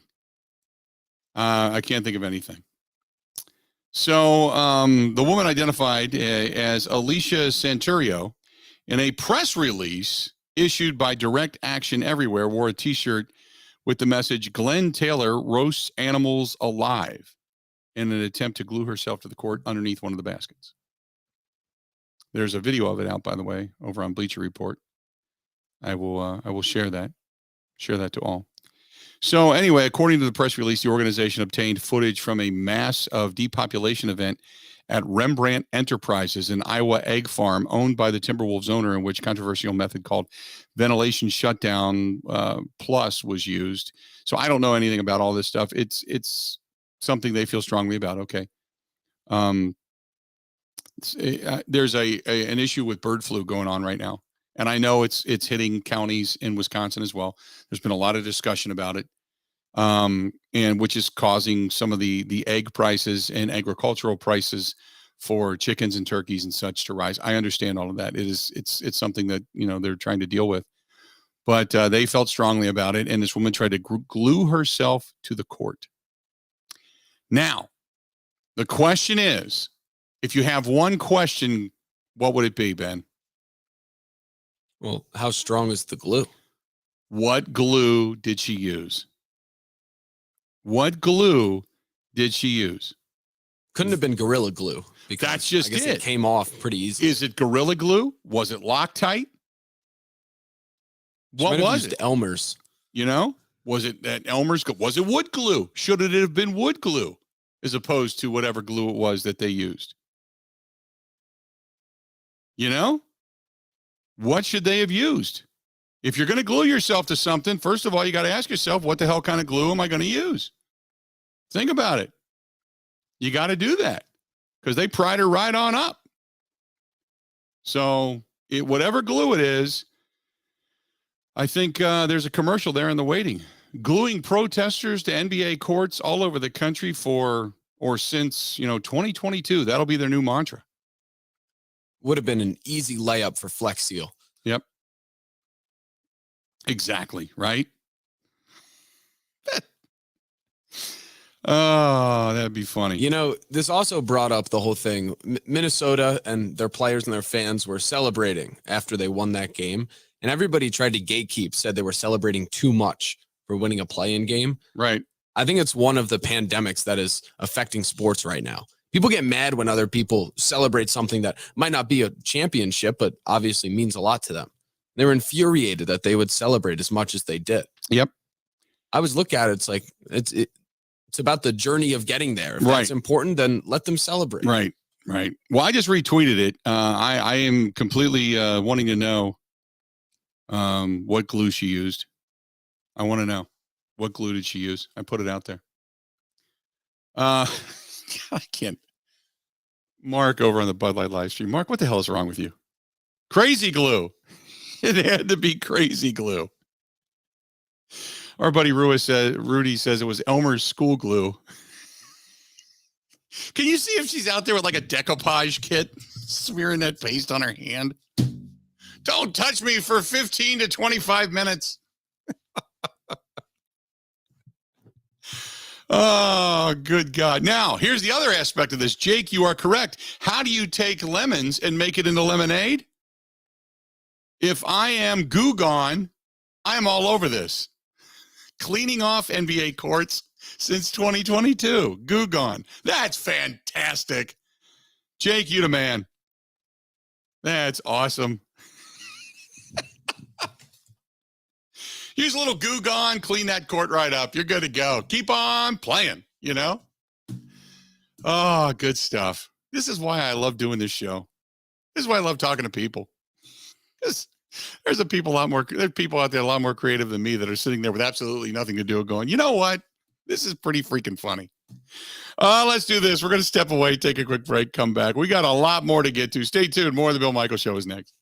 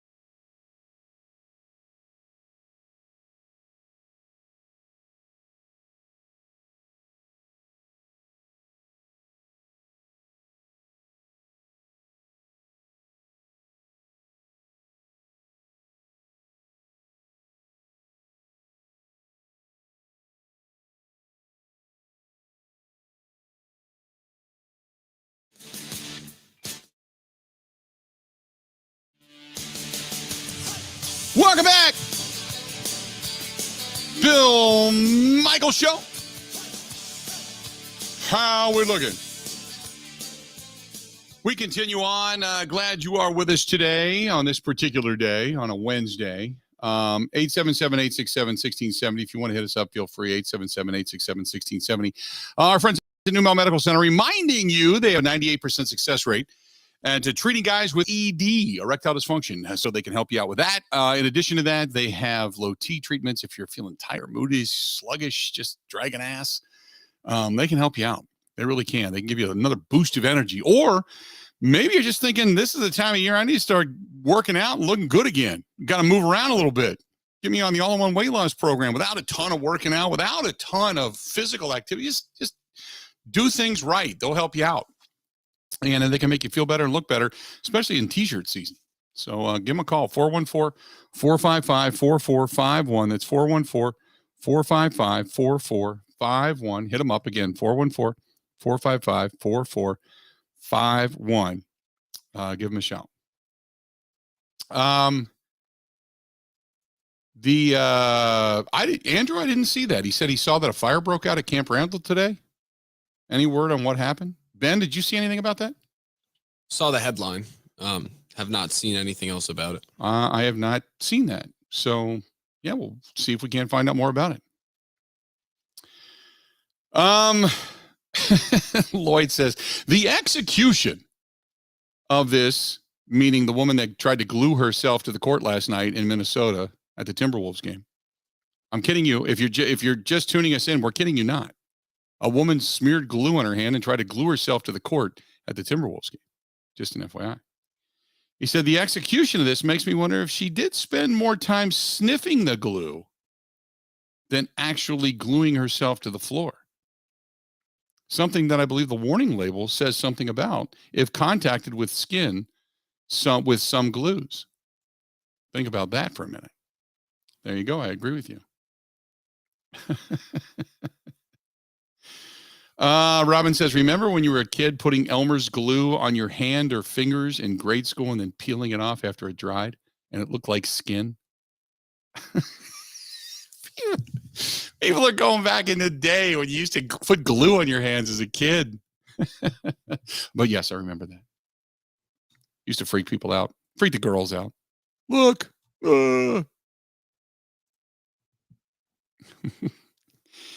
877-867-1670, 877-867-1670. Hit us up. This is from Mark, who says, the Brewers get a win. I can breathe easy today, which is what we were asking Ben a little bit earlier. I can breathe easy today, at least until later. Thanks for the entertaining show as always. I'm going to sniff glue now. Talk to you later. All right, Ben, let's do the headlines. Let's do the questionable headlines, shall we? Do you want music? Do we have music for this? Yeah, there's a little bit of music. Okay, let's do some music. Music is always a good thing. Ooh. It's like NFL music. I like it. So there's some headlines that are coming before the Congress's latest statement about Dan Snyder. Let me set this up. The NFL has had a couple of really detrimental articles written about it. One of them being more so than anything, the Congress of the United States House of Representatives Committee on Oversight and Reform sending a letter, an evidentiary letter to the committee claiming, and as I'll read this, evidence obtained by the committee, including emails, documents, statements from former employees, indicate senior executives and the team's owner, Daniel Snyder, may have engaged in a troubling, long-running, and potentially unlawful pattern of financial conduct and victimized thousands of the team's fans and the National Football League. This coming on the heels of the process of trying to figure out whether or not there really was a sexually hostile work environment behind closed doors for the Washington Commanders. An amazing story. Huge. And yet, if you looked at the four-letter network, you would swear to God they're, pardon the pun, in bed with the Washington Commanders because it's been so unbelievably underreported, it's not even funny. But when they were changing the name to Commanders, It was on the news every day regarding the Redskins moniker. So they were promoting change and positivity, but when it comes to sexual harassment in the workplace and the stealing of money from fans, including fans who have passed away, there is no level the Washington Commanders seemingly will sink to. So, with that headline, breaking news, where does it stand now on the four-letter network owned by Disney, who has taken a beating of their own? And in bed with the NFL, where does this headline fall? I think I've set up a pretty good scene now. Oh, that was wonderful. I want to throw a Chris Berman, like, whoop, in here just because the music gets me in the mood. Okay. But your lead headline right now, NFL Mock Draft 2022. Whoop! Mel Kiper's new predictions for the top 64 picks in rounds 1 and 2. Eddie Munster comes out with a new mock draft 4.0. Eddie Munster. Have you ever seen Mel Kiper Jr.'s hair? Yes. Pair him up with Eddie Munster. I'm telling you right now, go back and watch the Munsters, and that's Eddie Munster. It's Eddie Munster all grown up. That's what it is. Period. End of story, because somebody is rocketing up the big board. Oh, his 40 time tested off the charts, and my pants are now too tight and wet. Unbelievable. Okay, go ahead. That's good. Up next, Dean Blandino returns to XFL as Vice President of Officiating. The XFL. Oh, my God. My pants got tight because I'm in love with The Rock. The Rock. We got to get more of The Rock on, for God's sakes. Put him on. There are millions being stolen in the NFL. Women are being sexually harassed. Daniel Snyder is the epitome of a pig, but get The Rock on. Get The Rock on so I can get my rocks off. Come on. The four-letter network. Continuing to impress. Continue. It gets better. Up next, 7-round NFL mock draft 2022. God. Jordan Reed's predictions for all 262 picks. Oh, my God. I feel like a pirate. I've got a wooden leg. Oh, my God. Oh, fantastic. All right, continue. Back to the XFL, I guess. Wade Phillips, Jim Haslett, Bob Stoops among 8 XFL coaching hires. Oh, my goodness. More XFL. Oh, God. I hope, hopefully, at some point, we have a video of The Rock's buttocks cracking walnuts on the set of Get Up so Mike Greenberg can comment on it. Oh, my God. Oh, God. Somebody give me a towel. Continue. There is some real news. Derek Carr agrees to a 3-year, $121 million extension with the Las Vegas Raiders. On the heels of the signing of his buddy, his compadre, his former college roommate, Devontae Adams, of course, Derek Carr gets more money. By the way, Rob says Kiper, not Eddie Munster, but more like Count Chocula. I love it. Okay, continue. Cam Newton criticizes women who can't cook. Of course, that's got to be ahead of Daniel Snyder, who is basically getting videos of women sent to him by subordinates within the organization, stealing money from dead people and their families and Washington Commander fans and such. It's Cam Newton. Got to go after Cam Newton. He's an easy target. It is low-hanging fruit. There you have it. Continue.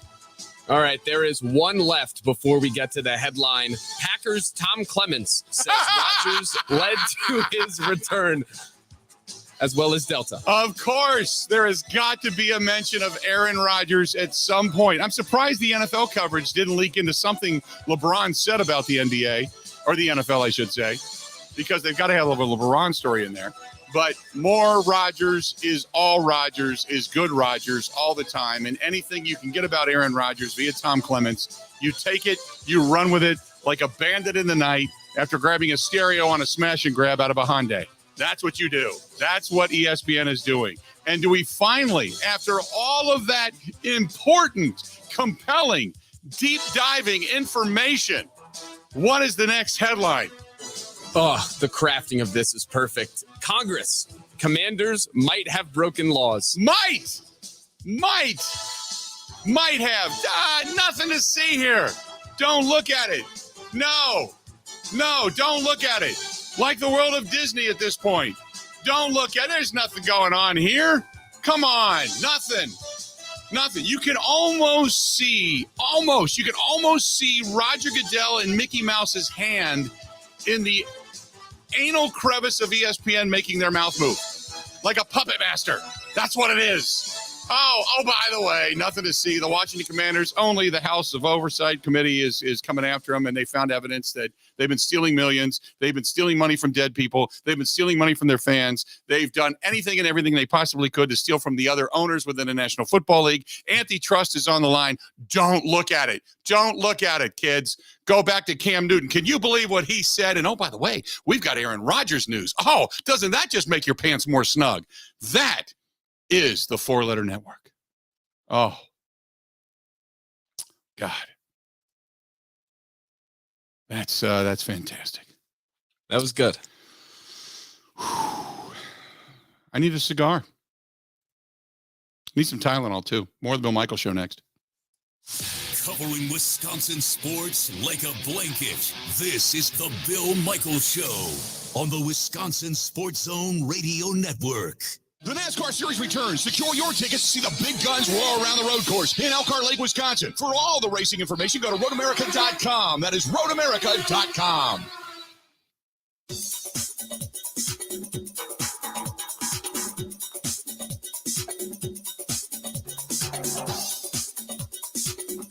Bill Michaels will resume in 3 minutes.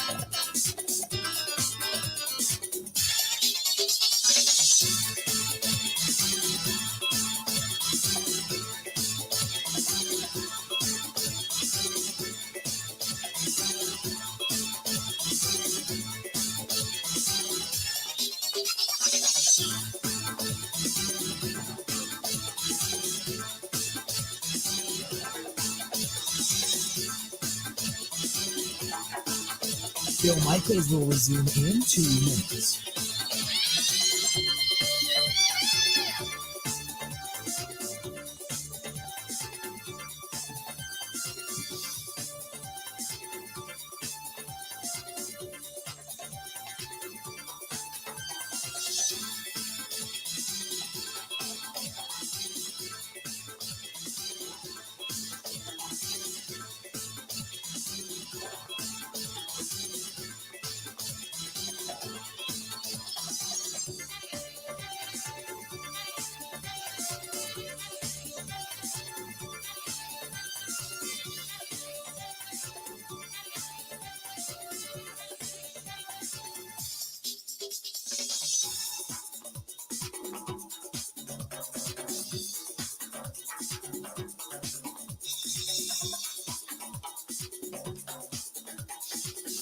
Bill Michaels will resume in 1 minute.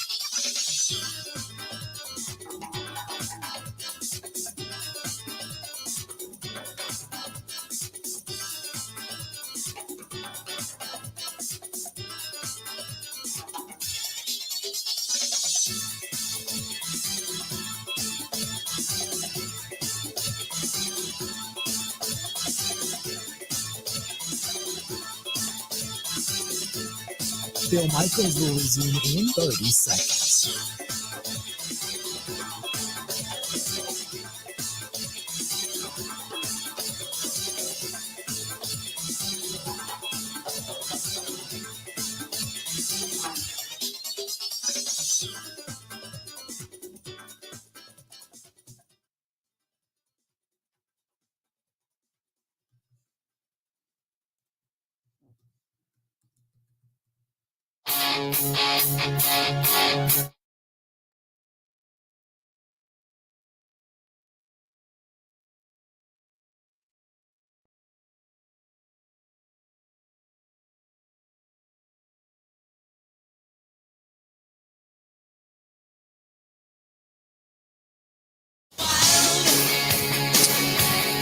Welcome back That was a hell of a segment right there. I don't care who you are.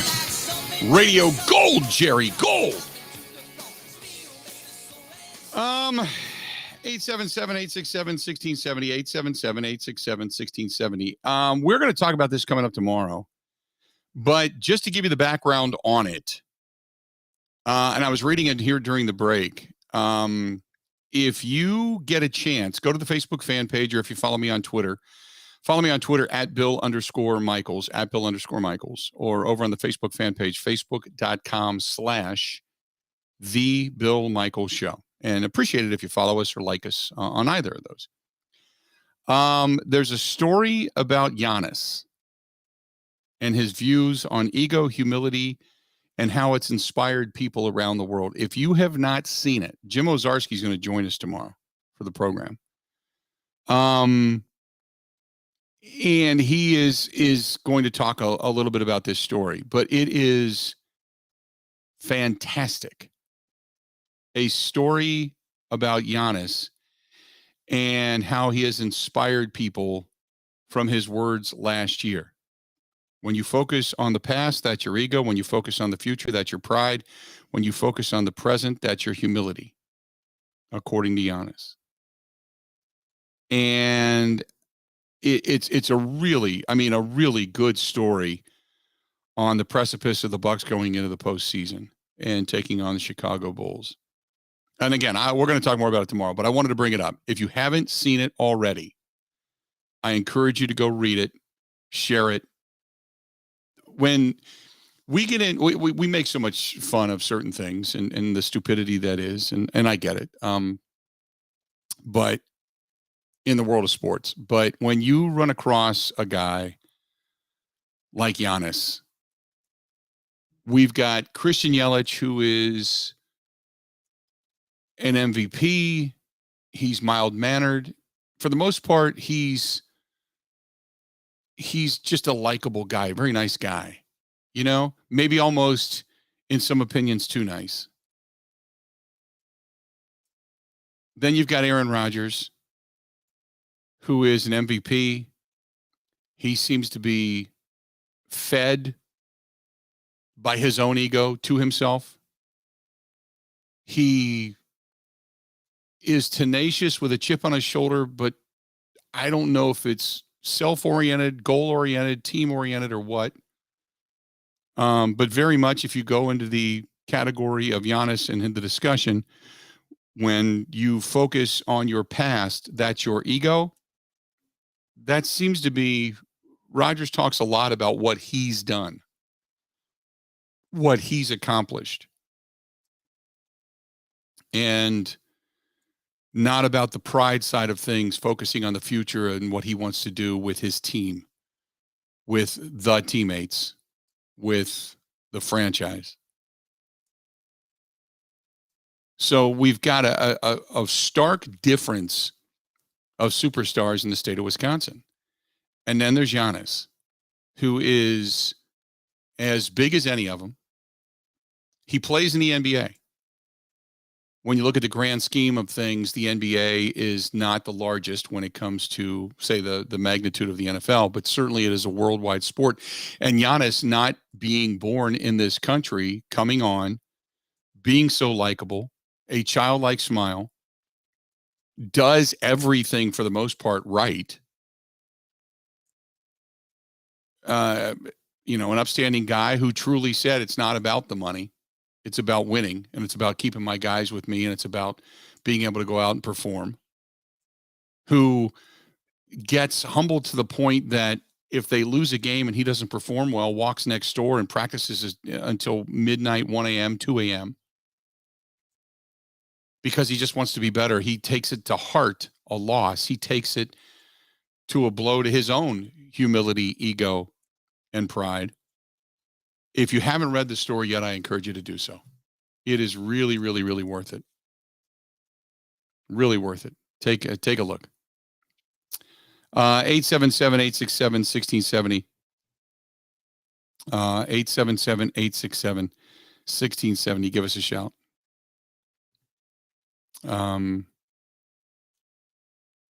Yeah, give us a buzz on this. And Joseph, you're right. You know, we're kind of truly blessed to have, you know, a guy like Giannis in this state, somebody that you can root for. When you look at some of the guys in the NBA, and I'm just going to go with the NBA, but when you look at some of the ego that's in the NBA, when you look at some of the comments coming out, we'll say, you know, like a Kevin Durant, who's, you know, always seemingly going after people on Twitter and irked by everything that's said about him. When you look at, you know, a guy like Steph Curry too. I really like Steph Curry. There's a lot of likability there. There's enough tenacity. He wants to be good. He's got a little fun to the game. He's got some pep in his step. Seems to be a really good guy off the court, you know. But there's two stories today about Kevin Durant getting upset by Browns and all the Celtics talk. And then there's the comments regarding Embiid talking about how he's had a great year. He should be the MVP. His numbers are incredible. You look at certain guys, when you go through the discussion of this, they feel, and you know, on one hand, you can say he's stepping up for a guy like Embiid, and Embiid has had a tremendous year. I think there were people that genuinely got upset that Giannis won it in his years, that he's won the MVP. You know, look at a guy like James Harden, who clearly holds a grudge. You know, some of the things that are stated and said. You look at a guy like LeBron, who for the longest time was the face of the league, who just over years has, I mean, he already had an ego coming into the league, and now it's just this magnanimous ego in which he just feels like, well, this year I don't think I'm going to get involved in the player personnel decisions. Why? Because you failed. Everything you wanted, you got, and you failed. You know, it's time to keep your mouth shut. You've ruined you go in, you win a championship, and you ruin franchises. That's what you do. Because of your ego. All Giannis ever said was, all I want to do is continually every year compete for a championship. Just put enough guys around me to compete for a championship, and we'll get there. And he's been friends with and kept his promises to the guys around him. It's just a different animal, so to speak. It just is. It's great to have a guy like that in your own backyard. 2 hours of this program are down. 2 hours yet to go. We're going to talk with Mike Renner, Pro Football Focus. We'll talk with him about NFL, the NFL draft needs, rumors, innuendos, all that kind of stuff. That is coming up after the top of the hour. Reminder, tomorrow we're going to be on site.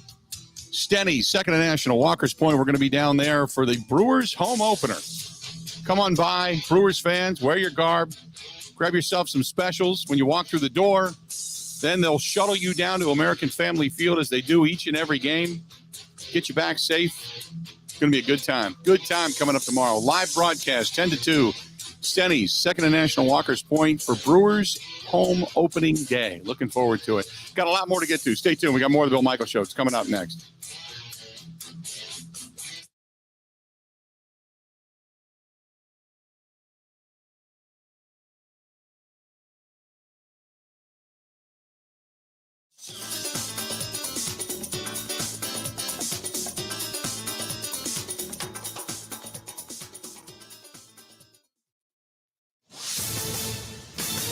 This is a Wisconsin Sports Zone update. Well, the Brewers signing of Andrew McCutchen continues to pay early dividends. He was a big reason they beat Baltimore last night 5-4. He had 3 RBI, including the go-ahead single in the 7th to give Milwaukee a lead he would not relinquish.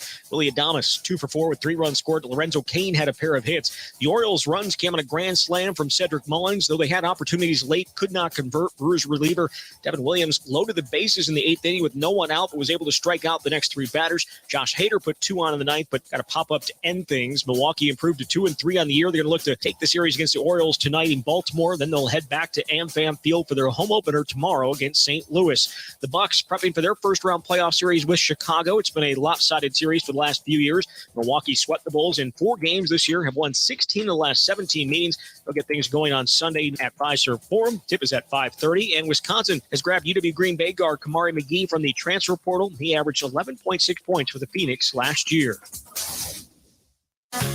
Where can you learn the skills to take care of yourself and your family? An apprenticeship in construction. Imagine earning money while you learn and getting paid to go to class. and graduating without big college debt. You can explore 11 different trades. To get started as an apprentice, visit buildyourcareerwi.org or search for ABC of Wisconsin online.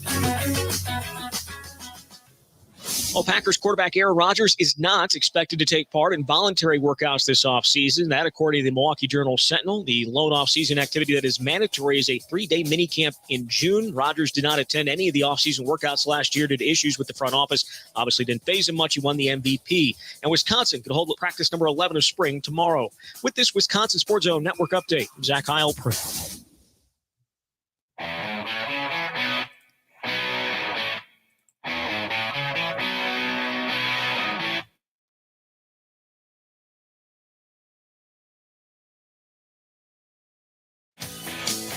Glad to have you back. Hour number 3 of the Bill Michaels Show. Well, we've ran the gamut today. We've covered a lot. Today. Don't forget about our friends at the Milwaukee Admirals. They are creeping into the postseason, but a lot of games left at home at the UW Panther Arena. Go to MilwaukeeAdmirals.com. That's MilwaukeeAdmirals.com. Again, MilwaukeeAdmirals.com. We're going to get down there for a broadcast as well as the postseason is upon us.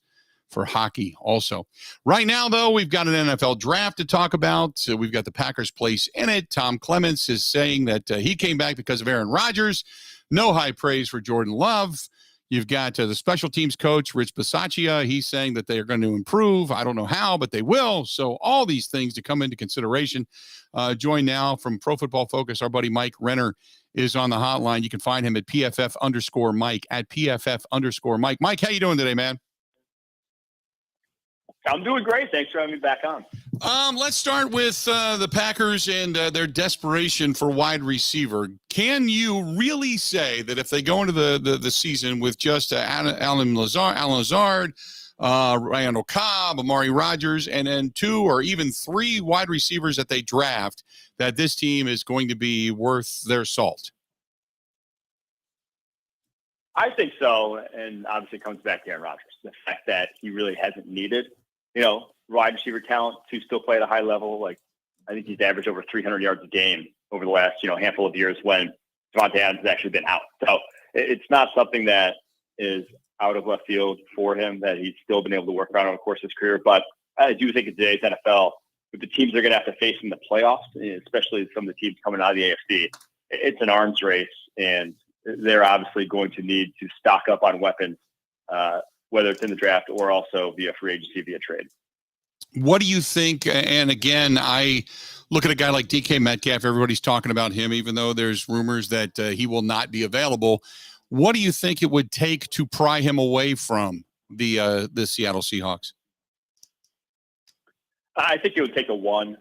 Where the Packers are drafting late in the first, it might also take something like a 4th, because he's still a young guy. I believe only 24.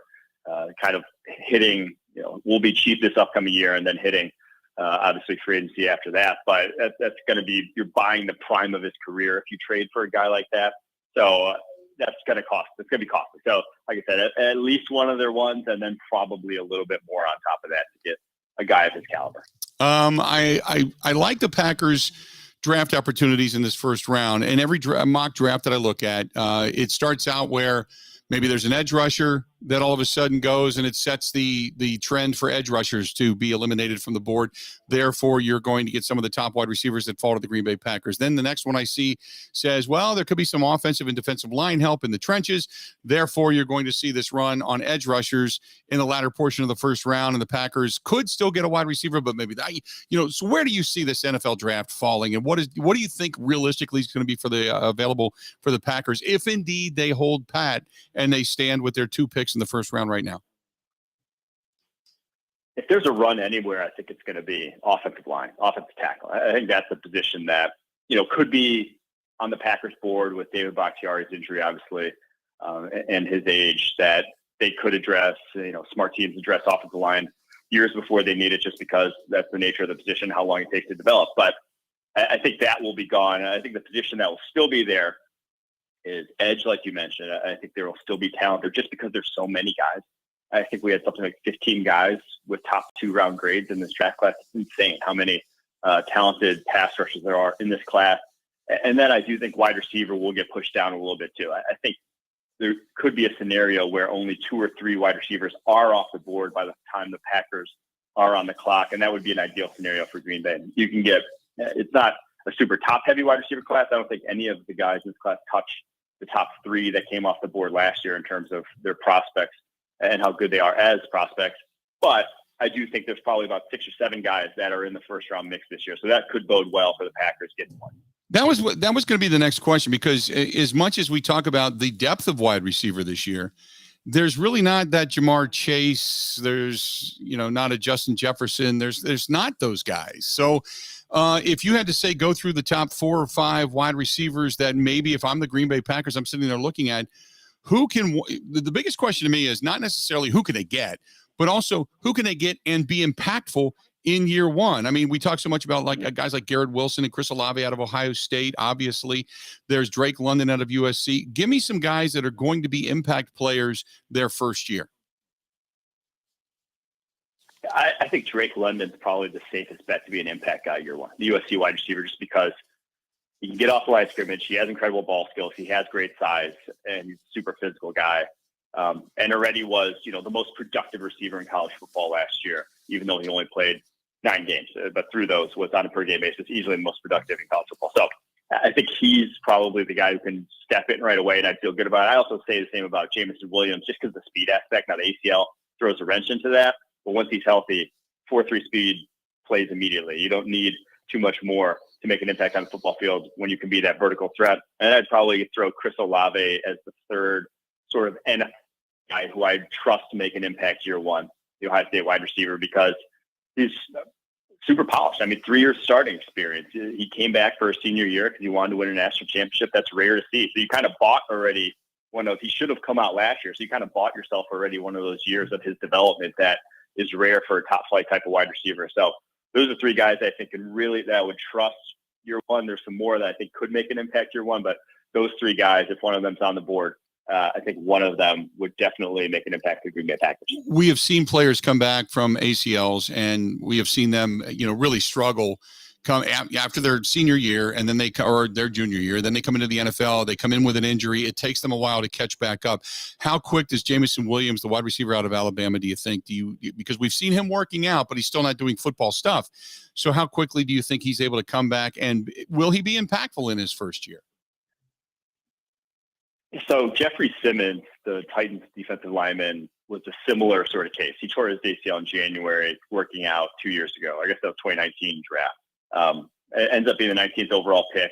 Midway through his rookie season, he comes in and was the best rookie defensive tackle down the stretch that year. So I don't think when you got high-end talent, guys like that, I don't think it necessarily eliminates his rookie season. The timeline obviously doesn't put him in a great spot to contribute right away in terms of, weeks 1 through probably 5 or 6. But once he's back healthy, I don't think you're expecting him to lose a step whatsoever coming back from an ACL at his age. So I think down the stretch, when you need him most, I think he could still make an impact.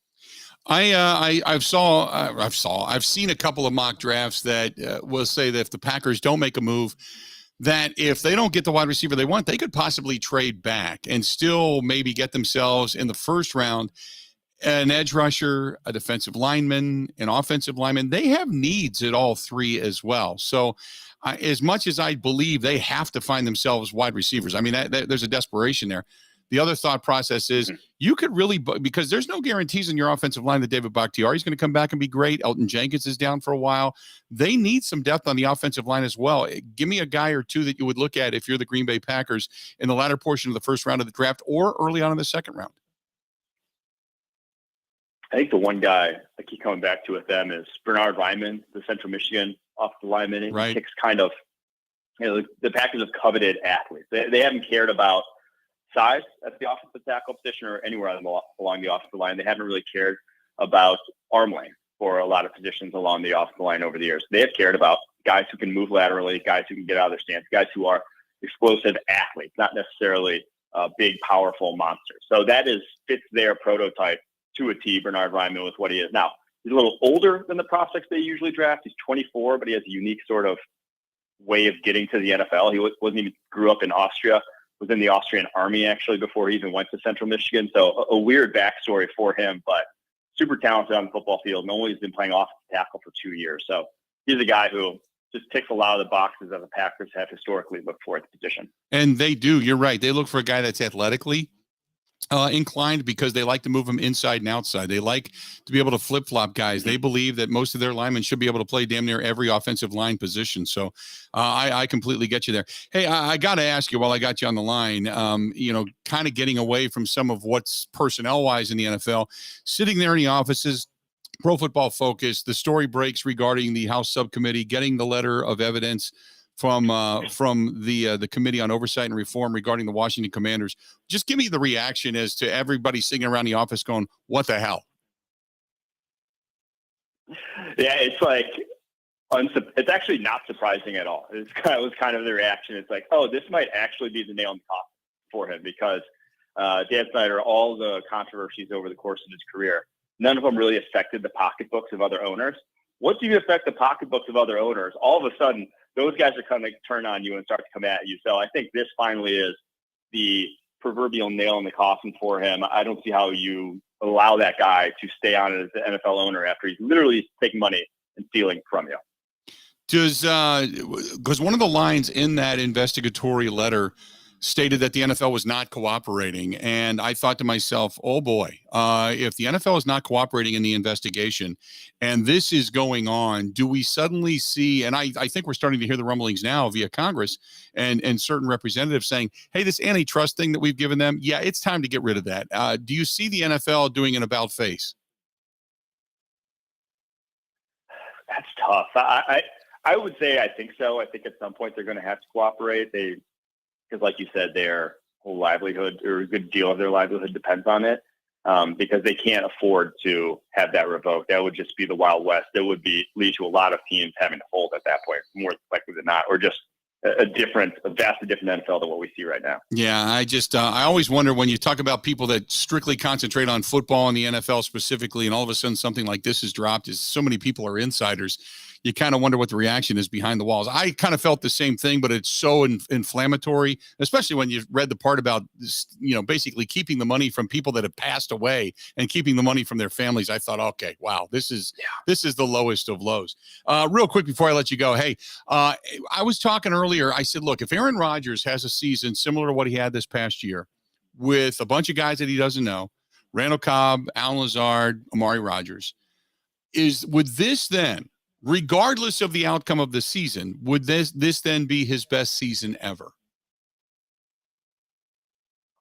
I think so. If he does it, similar numbers to last year, similar numbers 2 years ago, without Devontae, I don't see how you could argue otherwise because, 2011 was the previous sort of high watermark. And that was when he had the highest, when he had everyone. It's when he had Jermichael even. That's when he had the four wideouts. That's when he had the full bevy of weapons. So to not have literally any of those guys, to probably have 5 better receivers on that 2011 team than he has any position right now, yeah, I think that has to be considered his best if he continues to do so. Good stuff as always, Mike. We certainly appreciate it, and we'll touch base again soon, specifically probably after the draft as well, but maybe even draft night we'll touch base, okay? For sure, Bill. Sounds great. Thanks buddy. Talk to you soon. Get a hold of Mike over there on Pro Football Focus. They do so much good work over there at PFF_Mike at PFF_Mike. Mike Renner, Pro Football Focus, joining us for a couple of minutes. Hey, if you're going to spend any time, anywhere, any place soon, because you've got now just a few weeks left in the month of April. I can't believe that too, by the way. We're sitting here on the 13th of April, almost halfway through the month. And you're looking for something to do, how about 2 nights, all inclusive, right here in our own backyard? Get a hold of our friends over there at Four Seasons Island Resort. You're on the island.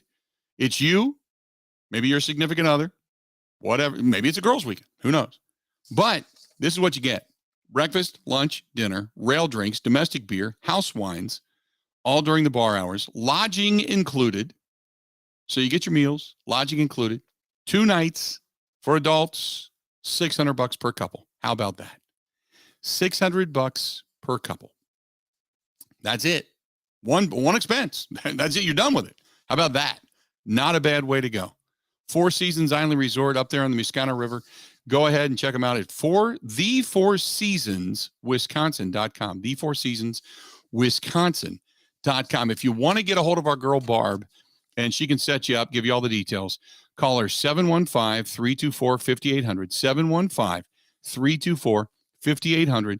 Go to thefourseasonswisconsin.com or get a hold of Barb, B-A-R-B, at thefourseasonswisconsin.com. By the way, they wanted me to tell you, too, there's only a couple of spots left, and ladies, listen up. It's called Two Girls, Two Glasses. Real people, real passion for the winery tour that is coming up a week from, in about 10 days, Saturday, April 23rd, Sunday, April 24th. And you're going to head to 4 winery stops, the Ledgestone Vineyards, Mona Rosé Winery, our friends over there at Forgotten Fire Winery, and Wine-A-Lot Vineyards. Then you're going to spend the overnight at Four Seasons Island Resort and then head back. I think they're meeting in Sheboygan. But also get a hold of Barb, 715-324-5800. Get a hold of Barb and book that, because that's not a bad way to go. $260. That's it. $260. That'd be it. Get a hold of Barb for that thing. Oh, that's a nice way to go, too. Plus, you've got some meals included in that. Let's do this. We're going to step away, take a quick break. More of the Bill Michaels Show is up next. Covering Wisconsin sports like a blanket. This is the Bill Michaels Show on the Wisconsin Sports Zone Radio Network.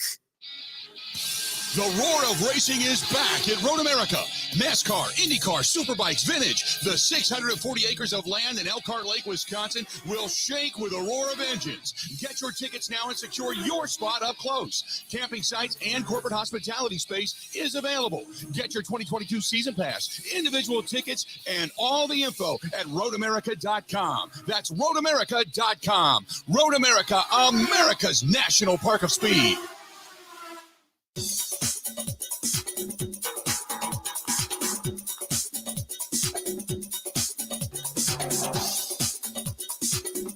Bill Michaels will resume in 3 minutes.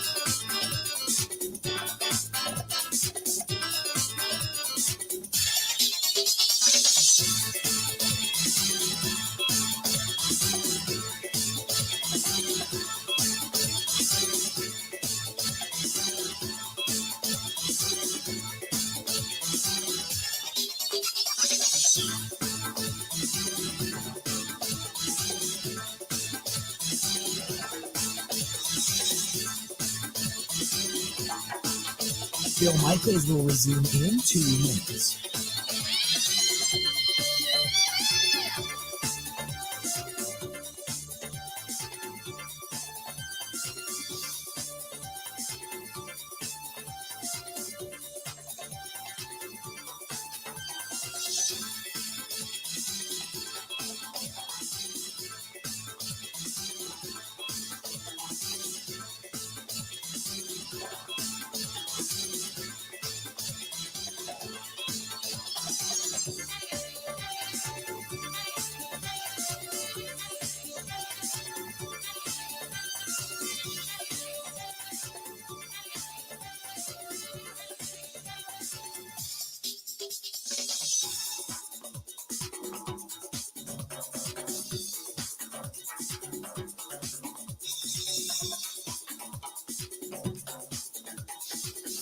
Bill Michaels will resume in 1 minute.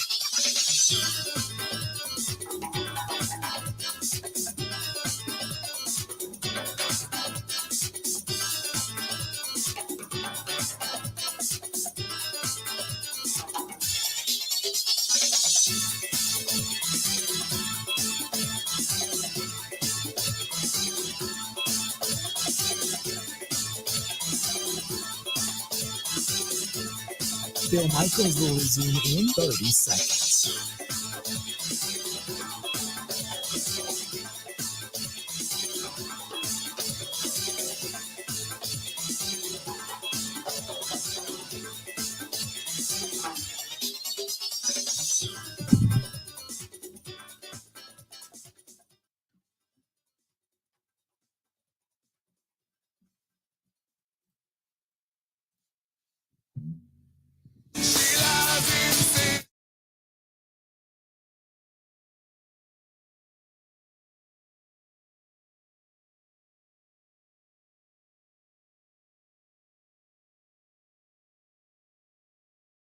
Man, how are we looking today? Bill Michaels Show on the air on this Wednesday. And, hey, speaking of can't find anything better, our friends over at Boondocks Barbecue and Brews right there on County Highway K in Oconomowoc. Man, that's a good place. If you're looking for good barbecue, if you're just looking for a good place to go, really big, long bar area, catch some games. Good, Wisconsin food, so to speak. You've got the barbecue. You've obviously got big pretzels and cheese curds and burgers and just a neat thing. But I'm telling you, it's a beautiful area out there in Merton where they're kind of located. And in addition to that, they're going to expand their patio, their outdoor deck, if you will, which is going to be really cool come summertime. But also they take care of veterans. They have a whole room inside the restaurant dedicated to veterans and those in the military.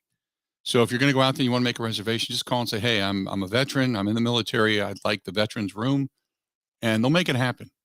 Give you a table almost right away. So good people out there. Check out Boondocks Barbecue. Boondocks Barbecue, Burgers and Brews, right out there, County Highway K in Oconomowoc. Good people. So you've got more NBA basketball coming up tonight. The Hornets and the Hawks tonight. Winner take all there. Spurs and Pelicans, winner take all there. Like we said last night, you had the really weird game in the Timberwolves where the lady glued herself to the court. Timberwolves get the win, 109-104, and the Timberwolves celebrated like it's 1999, I guess. They partied their ass off last night. Meanwhile, the Nets, they knocked off Cleveland, saw it coming. So now things continue to set up, for the postseason, for the Nets, you got the Nets and Celtics getting ready to get underway, I guess, coming up this weekend. Friday night, Saturday night. Really Saturday during the day, the Jazz and the Mavericks, Timberwolves and Grizzlies, Raptors and 76ers, and then the Nuggets and the Warriors. The Nuggets now, it's interesting because there's a possibility if Steph Curry does not come back to play because of that ankle injury, depending on how much it's bothering him. I got to think that he's going to play, though.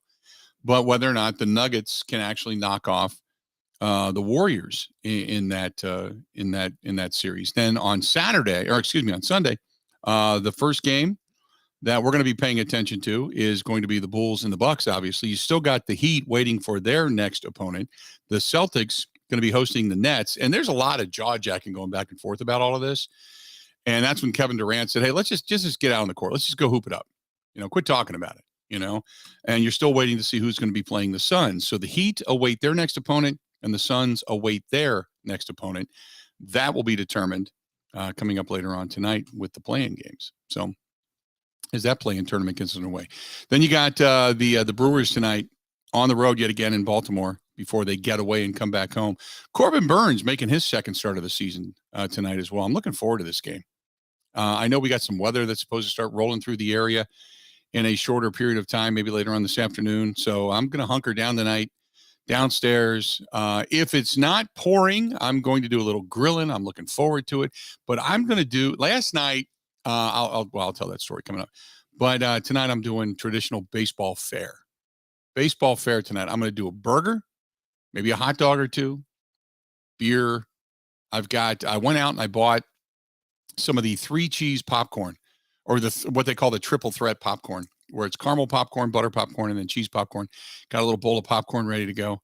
And that's tonight. I'm looking forward to the game tonight because tomorrow, after the show, we start tearing down the set here, packing it up, getting it in the car, getting it ready, because tomorrow morning we're off early, running downtown, setting up early tomorrow morning down at Stenny's, getting ready for the Brewers home opener as they wing their way back to Milwaukee in Wisconsin. And so that's going to be taking place later today when we get off the air. But then the rest of the night, just kick back, relax, and enjoy. Can't wait. 877-867-1670. If you want to find us, feel free. 877-867-1670. You can also hit us up over on Twitter at Bill_Michaels, at Bill_Michaels. Again, at Bill_Michaels. Find us over there. A lot of people chiming in today. By the way, and Wayne brought this up. Ben, did you know we were talking about glue earlier and the woman that glued herself to the Minnesota Timberwolves floor last night? Did you know there is a vegan glue? I didn't know that. Neither did I. That is a holy crap Batman moment. I don't really know how glue is made. Yeah, I don't know either. The old, saying was, a horse, hey, go off to the glue factory, that type of thing, which is a joke, but when you think about it, tragic. But then there is a beef glue, and now there is a vegan glue, and I kid you not,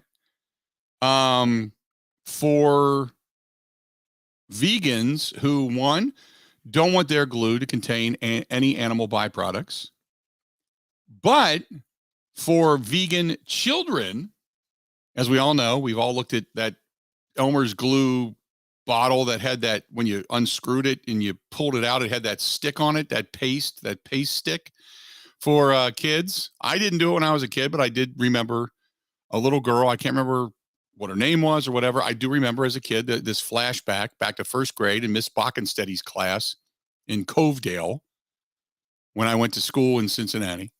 There was a little girl next to me that threw up all over my art project because she ate the paste. We were making Easter baskets, and she threw up on and in my Easter basket after she ate glue. I'll never forget it. That was the first time I also got corporal punishment, so to speak, where they used to smack you with a paddle. And I don't remember what I did to get it, but I remember getting one swat in the rear end. That straightened me up. That's back in the day when you were allowed to spank kids in school. I remember getting the arc of that story. Just yeah, right. There's two distinct avenues to go down there. You can pick a lane at this point. But yeah, there's vegan glue for the vegan kids that happen to eat glue, I guess. But really, it's for vegans who don't want to use glue with animal byproducts in it because they try to stay product of animal testing and animal free. So there you go. Yeah, I was a kid. I first grade. And the class was Miss Bockenstedty, who reminds me a lot of B. Arthur. She was in the Golden Girls, and she was Maude from years ago. But she was Dorothy in the Golden Girls. Taller lady, bigger lady, manly lady. Wasn't the demure petite thing. And yeah, she was the only person to ever. She pulled the paddle out, swatted my rear end at the janitor's closet, which probably explains a lot about me. But yeah, that's back when corporal punishment was allowed. And I still don't remember what I did. That memory portion of it I blocked out. I can only imagine it was probably for talking or something because I did a lot. But yeah, there was a girl next to me. I'll never forget. She had a like a bow tie in her hair on top of her head, looking kind of like Cindy Lou Who. And she ate paste. I'll never forget it. It was we had 6 desks. They were pushed together. When you used to sit in your desk and you used to open the lid, we had them pushed together. So there were 3 facing us and we 3 were facing them. And we're sitting there and we were making Easter baskets, learning how to weave construction paper to make an Easter basket. And we were doing that. She ate the paste. And when she threw up, it sprayed all over my desk and into my Easter basket. And my project was ruined for my mom. And I had to go home and tell my mom that I wasn't going to bring her an Easter basket because whatever the girl's name next to me was, she threw up in my. Back then I used the word barf. She barfed in my Easter basket. All the trauma that has been brought up on this show. Can you only imagine? I mean, I failed 7th grade art, but that's because I couldn't cut in a straight line with scissors. This was just cutting construction paper that was already cut into strips. This was just cutting the ends as you could weave it. You would lay it on your desk and you'd begin to weave it. And you'd put one under, one over, one under, one over, and you'd start to weave it. And then you would make it circular around this circle thing that they had, these wood cutouts. So you'd weave it around it and glue it. And then once that was glued, you'd take the circular cutout out and then you put a bottom on it. And then you glued that together and then you trim the edges and then you put a little handle on it. And that was your Easter basket. That was what you made for your mom for Easter.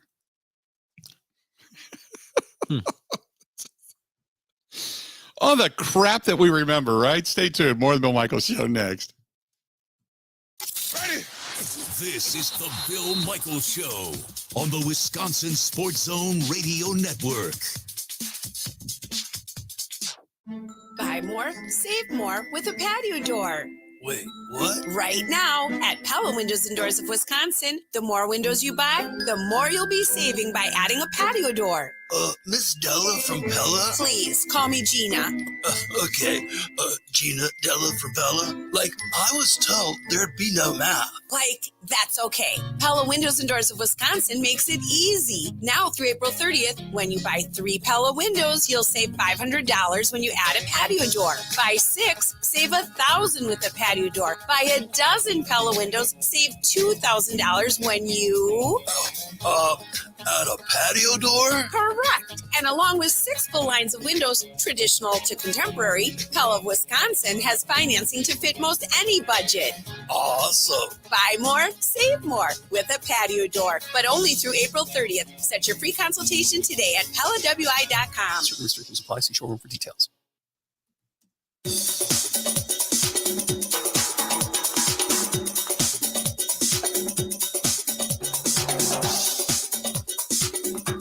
Bill Michaels will resume in 5 minutes.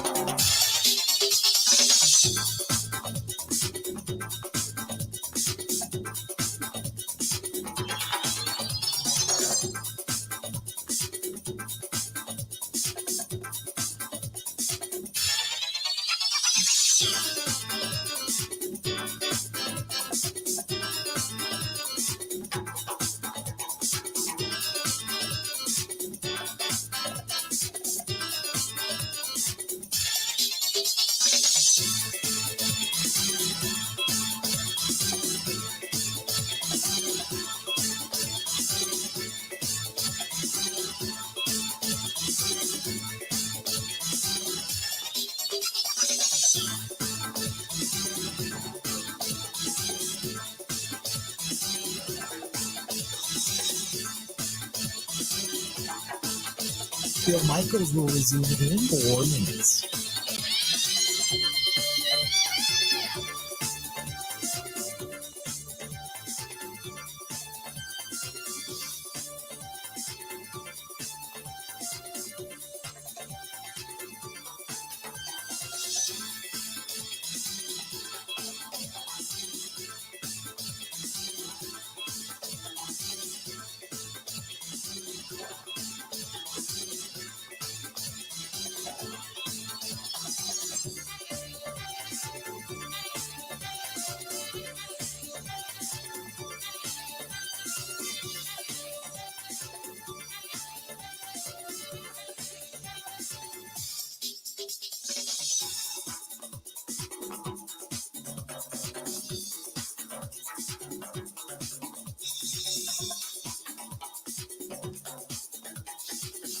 Bill Michaels will resume in 3 minutes.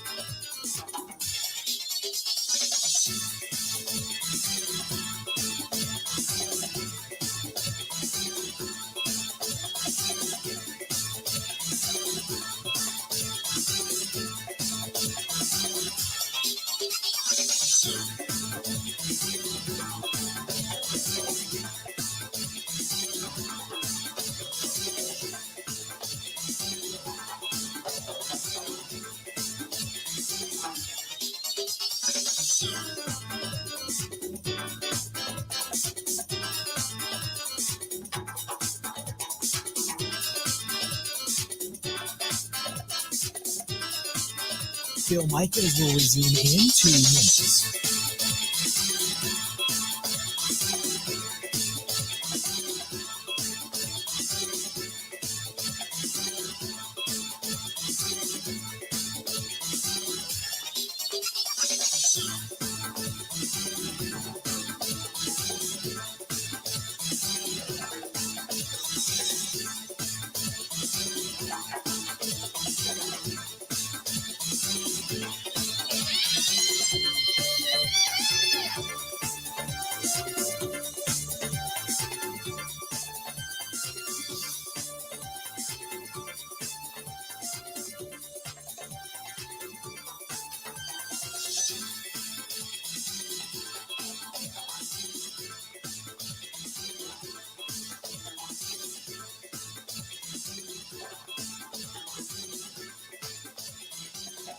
Bill Michaels will resume in 1 minute.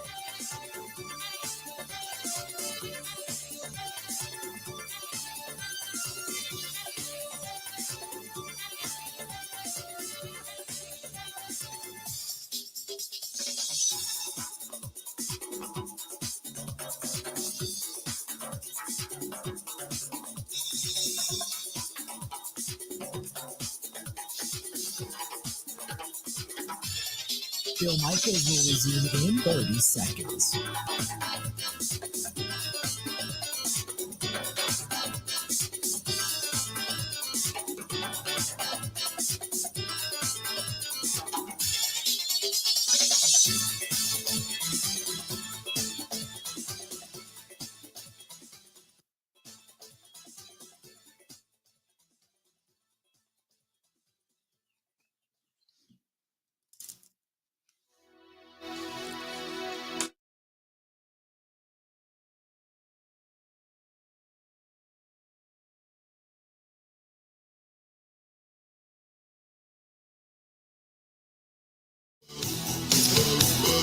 Welcome back to the program. Hey, our condolences. I did not know until last week. We talk all the time about Curly's Waterfront Pub and Grill out on Pewaukee Lake, and did not know that Curly had passed away suddenly. So, I mean, I know Ryan and the staff out there still, obviously, doors are open and everything's good. That's in that sense. But our condolences. Did not know. Found out.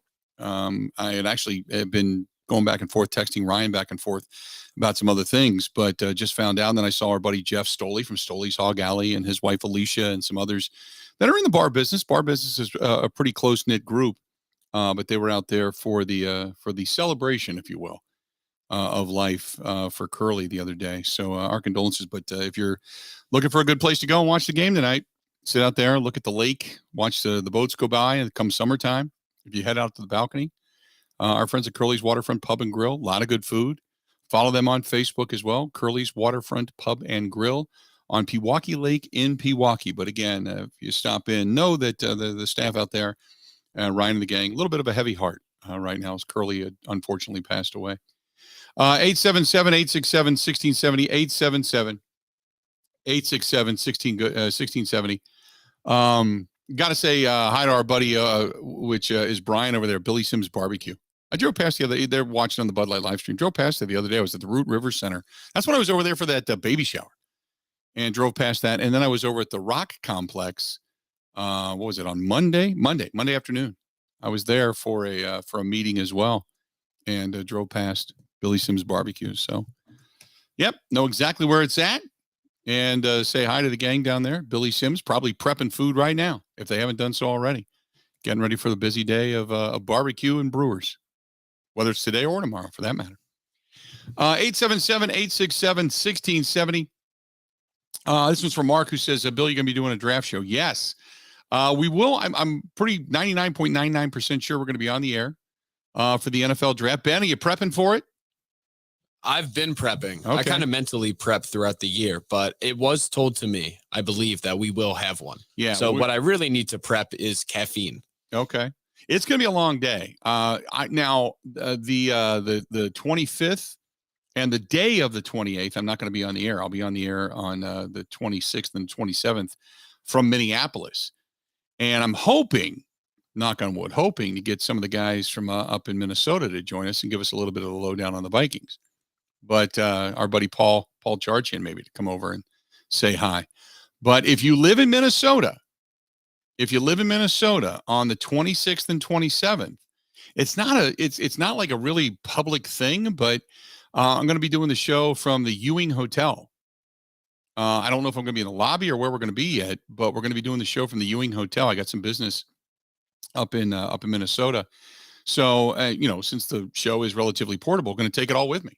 So that way, that's kind of doing it, without taking vacation days, so to speak. So, because I'll be off on Monday and Thursday, but Tuesday and Wednesday I'll be here. But we're going to be doing the show from the Ewing Hotel in Minneapolis, downtown Minneapolis, on the 26th and 27th. So if you're in the area and you want to stop over and say hello or harass the hell out of us, either way, go ahead and do so. Feeling good about that. And then I won't be on the air on the 28th during the day, but the night I believe it starts at 7 is going to be our draft coverage and goes all the way up until the end of the draft, the end of the first round of the draft, which is going to be between 11:30 and midnight. So it'll be a caffeine night. You are correct. It'll be a long night. I don't know if we're going to be in studio here with like Mike Clemens and such or what, but we are hoping to get some of our regular featured NFL guests on to talk a little bit about the draft and how it's shaken loose. But we'll have all the picks for you. So, Ben, you're going to be figuring out how you're going to get the commissioner on the air, because every pick is going to be live on the air with us. So we're looking forward to that as well. So it's going to be a fun night, but we're going to carry the NFL draft, and we're really looking forward to it. Really looking forward to it. 877-867-1670, 877-867-1670. Give us a shout. Looking forward to talking to you today, as we've got a lot going on. I had mentioned Brewers coming up tonight. You got Corbin Burns making his second start of the season. Our buddy Steve says, I'm making this for tonight, heading down to the man cave to watch Brewers game. These are to die for. What are they? Oh, bacon wrapped jalapeno poppers. Oh, there you go. It's funny. That's what Kristen makes. Very similar. He gave me the recipe. I thought he was sending me pictures. Give me the recipe. Bacon wrapped jalapeno poppers. You know who does that for you? I hate to do this as a commercial, but I'm not kidding. I will get those from our buddy Paul Roberts at Roberts Specialty Meats. They make them. Same thing. All you got to do is just go there and get them and then pop them in the oven. They're fantastic. Or if you really get creative and you can put them into a skillet, an iron skillet, a little bit of olive oil in there, put them in the iron skillet, put the lid on top and let them cook there with those juices. Oh my God. Now it takes a little cleaning of the skillet after the fact, but oh my God. You don't even eat them. You just smear them all over your body and go up to bed and hope for the best. They're that good. Oh yeah. Good stuff tonight. 877-867-1670. Hit us up if you'd like to do so. This one comes to us from Jackson, who says, and Jackson, by the way, listening to us in Oak Creek, said, give me your thoughts on the Bucks being predicted to win it all again. Can they get past the Phoenix Suns in the finals? I think it's going to be the Suns and the Bucks all over, albeit he thinks that, and again, I'm kind of paraphrasing here, he thinks that Steph Curry coming back is going to give, with fresh legs, a big boost to Golden State. First of all, to answer your question, yes, I think the Bucks can win it. I think, this is just my opinion, I think right now the Suns are the best team in the NBA. Since last year, they've been on a mission, and they've been incredibly successful. Chris Paul also, after coming back after that wrist injury, a long time out, he's got fresh legs. Kyrie Irving is going to have fresh legs because he didn't play for the majority of the season, hardly at all. And then obviously, like you mentioned, Steph Curry's going to have fresh legs. So, and the Bucks and Coach Budenholzer sat and really did the quote load management thing down the stretch. But it was good to get and the other guy, Brook Lopez, has got relatively fresh legs. Let's not forget about Brook. I mean, even though he is somewhat of a role player, he's going to have a pep in his step too. He's not coming to the end of the season dragging ass. He's geeked up and ready to go. They just started to get into a good rhythm when the season ended. So I'm hoping they pick up where they left off and they play some really, really good basketball. I would assume nothing but the best for the Bucks when it comes to playing Chicago, who they've, for whatever reason, have just been able to dominate pretty continuously. So I think the Bucks are the best team in the East. That's my opinion. But when it comes to the NBA Finals, if they face the Suns are on a mission. The Suns got something to prove. They really felt like they just let it slip away last year. And the Bucks, give Bucks the credit. They earned it. But the Suns felt like they let it slip away. They've been on a mission pretty much since the season ended. And they've come out and played like it all season long. So that they scare me. The teams like Phoenix and Golden State scare me because they have the ability to shoot from the outside, and the Bucks do not play or cover well against teams that shoot well from the outside. They cannot go toe-to-toe with you when it comes to shooting beyond the arc, and they don't guard well. They don't defend the arc hardly at all. So those two teams, rightfully so, scare me because of that ability to put the ball up so consistently from beyond the arc. So that's just my assessment, but I still think the Bucs are the best team. When it comes to the East, the West is another story. Stay tuned. We got a lot more of the Bill Michaels Show coming up next. This is the Bill Michaels Show on the Wisconsin Sports Zone Radio Network.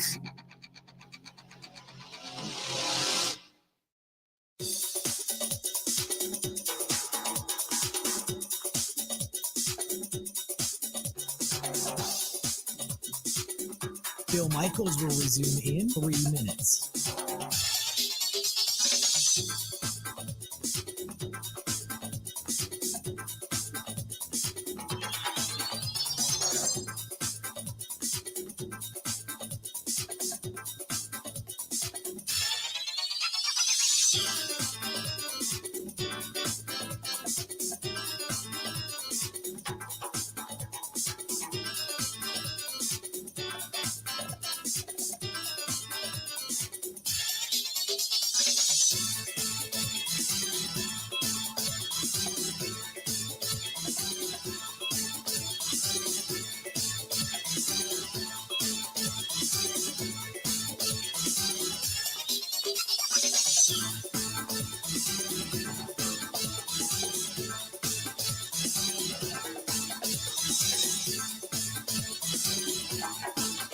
Bill Michaels will resume in 2 minutes.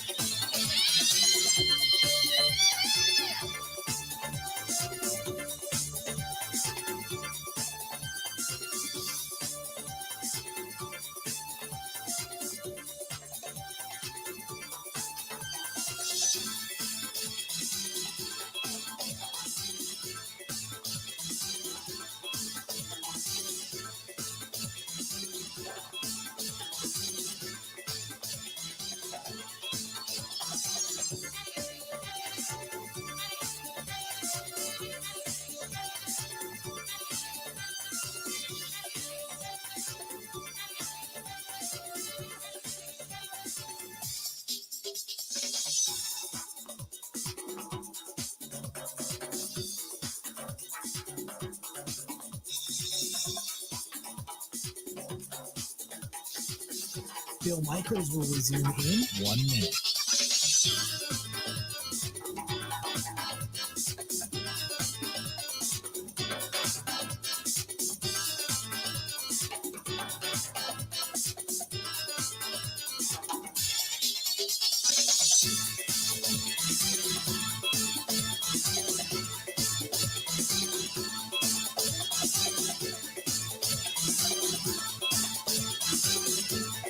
Bill Michaels will resume in 30 seconds.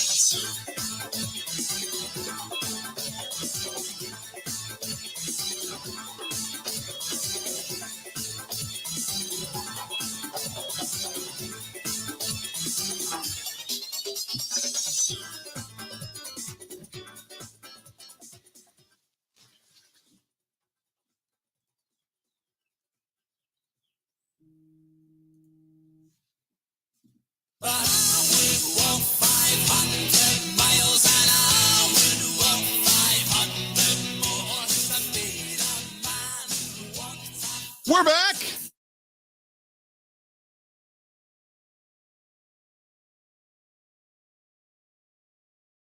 Welcome to the program, the Bill Michaels Show. We are glad you're with us. Thanks so much on this Wednesday.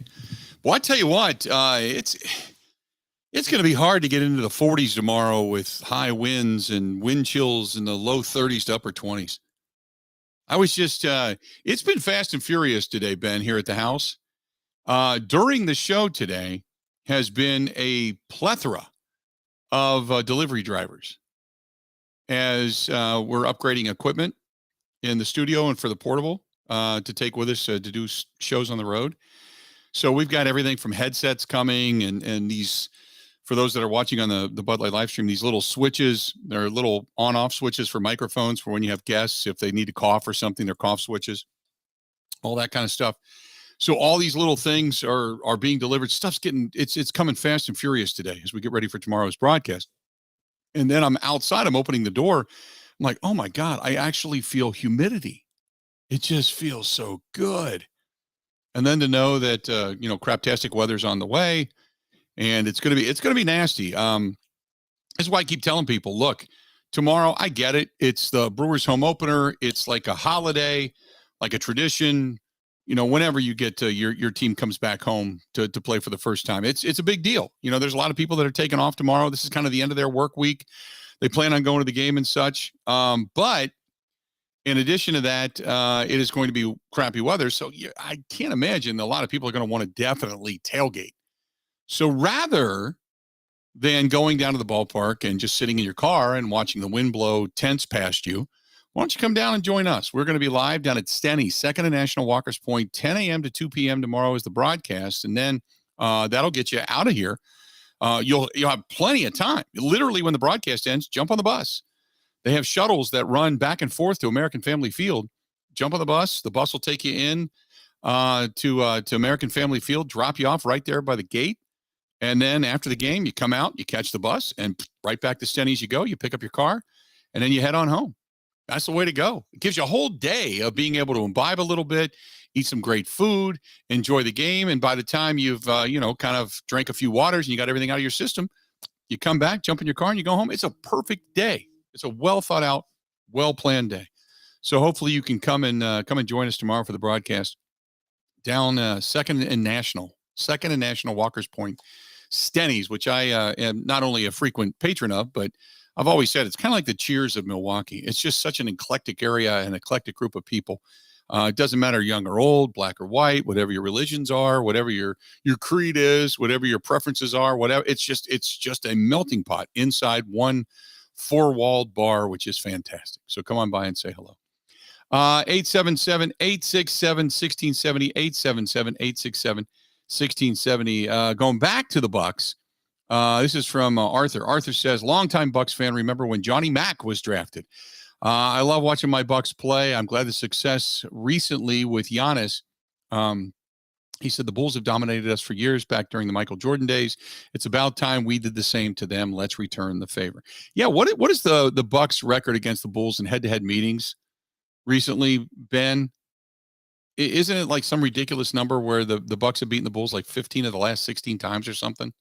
I thought they were 4-0 this season. 4-0 this season, but it's like some ridiculous number going back some years. And I can't remember what it was, but it was something that was broadcasted during the last game between the Bucks and the Bulls, and then that game on that Tuesday night in which the Bucks just absolutely destroyed Chicago at the Fiserv Forum. They were talking about it then too.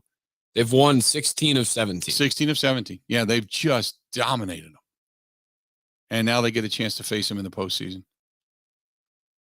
I think if we're going to call our shot, and there's probably more to this tomorrow, we'll do with Jim Ozarski when he joins us to talk more about that article that he wrote about Giannis. But if you're going to call your shot, I got the Bucks winning the series, but what will the final of the series be? Games won by the Bucks versus the Bulls. What do you think? Do the Bulls get a win? Do the Bulls win a game? Numerous games? What do you think, Ben? I think I'm at 5. I think it'll be series ends after 5. Yeah, Bucks win in 5. I think it's one of those series that never feels close and never feels like a contest. Mm-hmm. But then you look up and the Bulls steal a game at home. Yeah, there's a lot of people saying Bucks win the series 4-1. But that would mean, obviously that the Bulls actually win a game, who have not had success against the Bucks at all in recent history.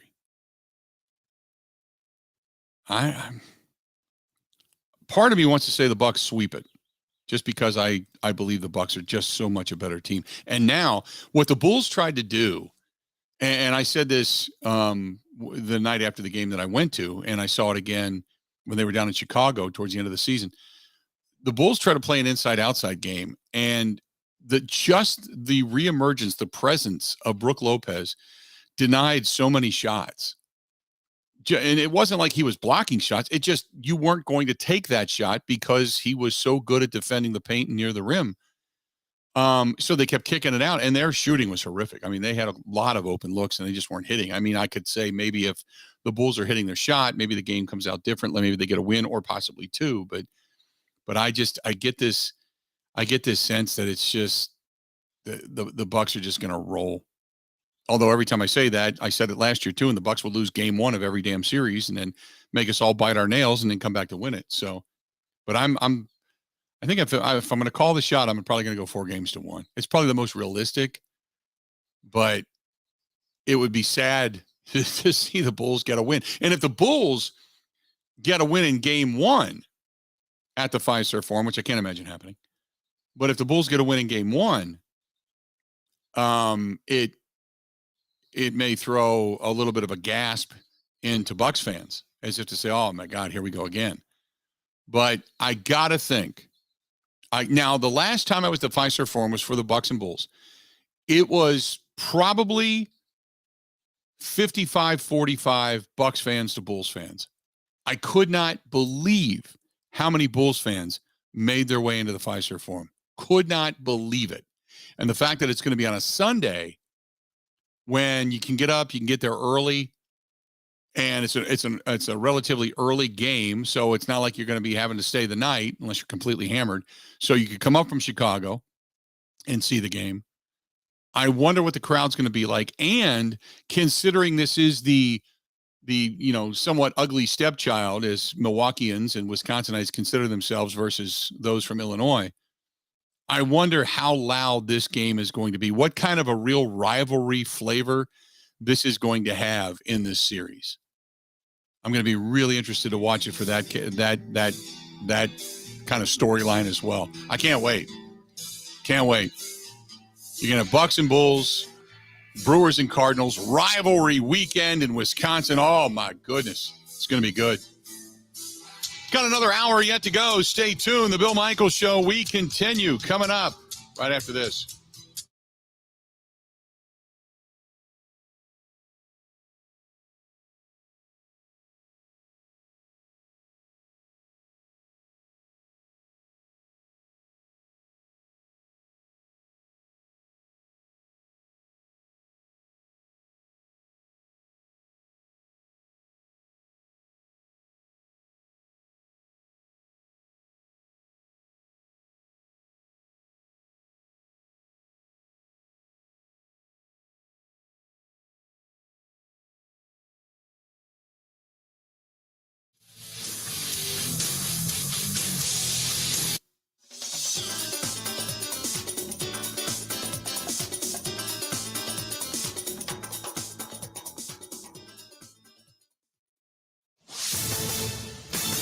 This is a Wisconsin Sports Zone update. Well, the Brewers signing of Andrew McCutchen continues to pay early dividends. He was a big reason they beat Baltimore last night 5-4. He had 3 RBI, including the go-ahead single in the 7th to give Milwaukee a lead he would not relinquish. Willie Adames, 2 for 4 with 3 runs scored. Lorenzo Cain had a pair of hits. The Orioles' runs came on a grand slam from Cedric Mullins. Though they had opportunities late, could not convert. Brewers reliever Devin Williams loaded the bases in the 8th inning with no one out, but was able to strike out the next 3 batters. Josh Hader put 2 on in the 9th, but got a pop-up to end things. Milwaukee improved to 2-3 on the year. They're going to look to take the series against the Orioles tonight in Baltimore. Then they'll head back to AmFam Field for their home opener tomorrow against St. Louis. The Bucks prepping for their first-round playoff series with Chicago. It's been a lopsided series for the last few years. Milwaukee swept the Bulls in 4 games this year, have won 16 of the last 17 meetings. They'll get things going on Sunday at Fiserv Forum. Tip is at 5:30. And Wisconsin has grabbed UW Green Bay guard Kamari McGee from the transfer portal. He averaged 11.6 points for the Phoenix last year.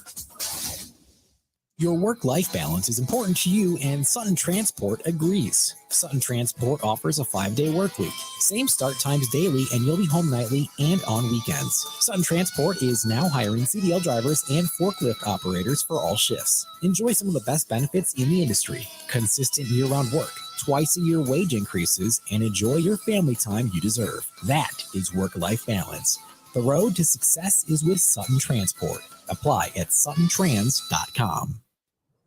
Well, Packers quarterback Aaron Rodgers is not expected to take part in voluntary workouts this offseason. That, according to the Milwaukee Journal-Sentinel, the lone offseason activity that is mandatory is a 3-day minicamp in June. Rodgers did not attend any of the offseason workouts last year due to issues with the front office. Obviously didn't faze him much. He won the MVP. And Wisconsin could hold practice number 11 of spring tomorrow. With this Wisconsin Sports Zone Network update, Zach Heilprin.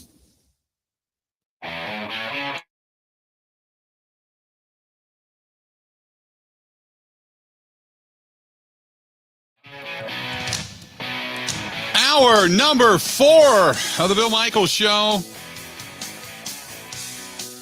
Great to have you back. If you are heading down to, say, the Brewers game or maybe a Bucks game, postseason hockey for the Admirals. There's our friends from Milwaukee Brewing, MKE Brewing, 9th Street. If you're a craft brew person, maybe a light beer person, maybe you just like things that are made right here in the state, great place, right on 9th Street. Highland and 9th, right down there on the corner. You can see MKE Brewing near the old Pabst Brewery. Just a great district down there. Just a couple of blocks, as a matter of fact, west of the Deer District. That is MKE Brewing. And if you're going to stop in, maybe go to Bottle House 42, get something to eat, but really good stuff over there. Check out MKE Brewing. And once the weather gets warm, just take a night. Go down there, just enjoy the rooftop. It's beautiful down there. Get a beer, sit outside, watch some sports, listen to some music. That's another really nice rooftop patio in the city of Milwaukee. Go to MKE Brewing. Some good news, breaking news outside of the world of sports. The Brooklyn subway shooting suspect, Frank James, who had connections to Wisconsin, has had an address in both Philadelphia and in Wisconsin. Frank James has been taken into custody in Manhattan, according to NBC4 New York. So the good news there after the shooting yesterday in the subway in Brooklyn. But Frank Robert James has been taken into custody. So breaking news all over right now. That just happened. I wanted to let you know that because and again, it's just weird how some of these things nationally happen, and there seems to be always some kind of a tie to Wisconsin. And sure enough, this guy had an address in Wisconsin and had an address in Philadelphia. And the truck that was rented actually was rented from a U-Haul in Philadelphia. And they were showing his Facebook page and some of the videos that he had on his Facebook page. And his videos that he was commenting on were from Fox 6 in Milwaukee. So just a really interesting dichotomy when it comes to that particular tragedy. 877-867-1670, 877-867-1670. If you want to find us, please. Would love to have you swing on by and chime in. You can also hit us up on Twitter at Bill_Michaels. Find us over on Facebook and on YouTube. Go to YouTube, youtube.com, and subscribe. You can subscribe and follow us there for free. Absolutely free. Doesn't cost you anything. And if you like the show, when the show comes on, it'll pop up for you. Go to youtube.com/Bill Michaels Show. youtube.com/Bill Michaels Show. And you can find us there as well. Good stuff. Getting back at it, our buddy Kevin Kennedy, listening to us up in Mosinee on our fine affiliate up in the Wausau area, which is ESPN 98.9, 1230 as well. Said, good afternoon. The one game of the last 17 games between the Bucks and the Bulls that the Bulls won was the final game of the regular season last year when the Bucks didn't play any starters because they were locked into the 3 seed. Also keep in mind, it's the playoffs now. So the Bulls, quote, star players can live up to their nickname, DeMar DeRegular Season. There you go. DeRozan's had a hell of a year. Now we'll wait and see what happens during the postseason versus the regular season. Like that. That's from our buddy Kevin. Always chiming in.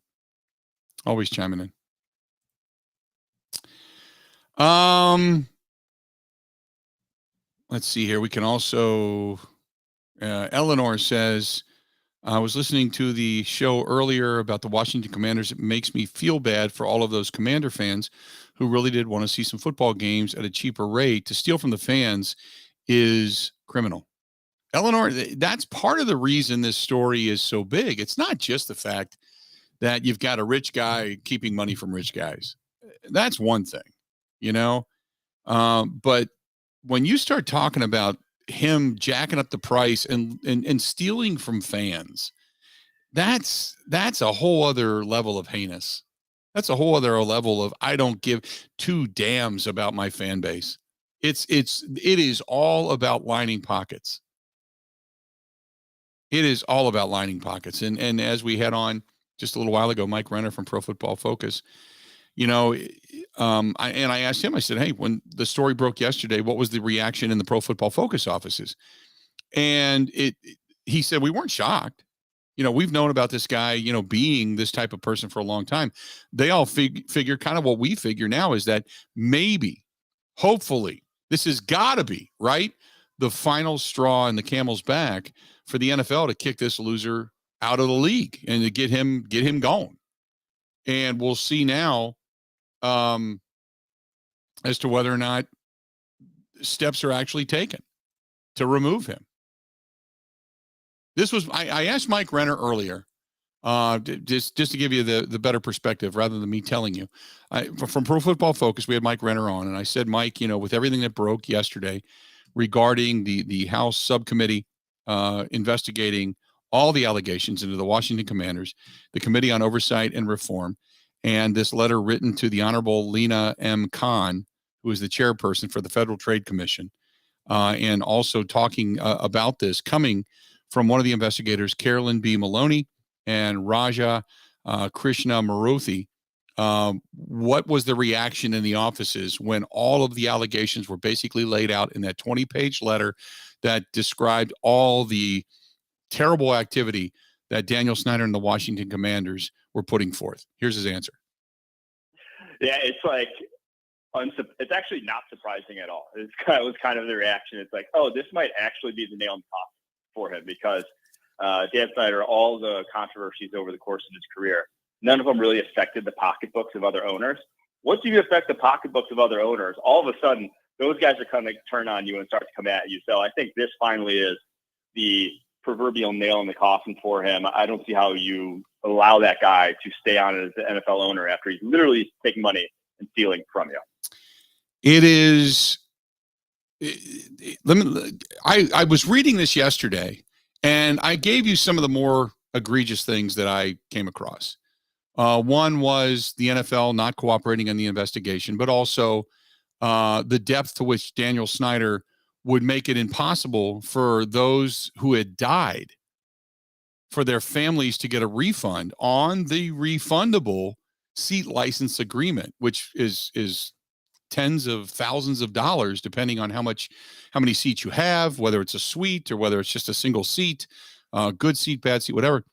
According to Mr. Friedman, who's one of the executives, a team executive, including Mr. Gershman and Mr. Choi, they had routinely instructed people to misrepresent the availability of affordable general admission tickets to fans seeking to attend Commanders games. So this is what they were doing. They were saying that the game was sold out. Then what they would do is take those tickets, even though it wasn't sold out, sell them to the secondary market, to the brokers, at a higher price. So rather than selling the general admission seats to fans, they sold them to brokers at a higher price to pocket the money. He would then direct the fans to the team's perpetrated 160,000 name waiting list, which I can't believe that there's that big of a waiting list there. The apparent intent of this practice was to trick customers into believing that they had two choices: join the waiting list or go back and purchase the premium price tickets for immediate access to see a game.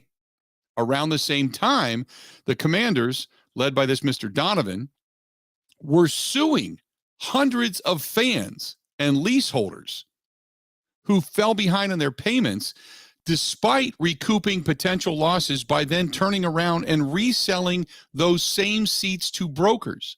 They're double dipping, and they're suing people for money. So when these questionable practices were subsequently exposed in the public report, team executives, including Mr. Donovan, openly blamed employees for doing it. And the employees are like, wait a minute, we're doing what you were telling us to do. reselling tickets that people had fallen behind on their payments. They were still paying for, so the team wouldn't give them the tickets to then turn around and resell those tickets and collect the money. They said we were doing what we were referred to as part of being, guided by the people above us.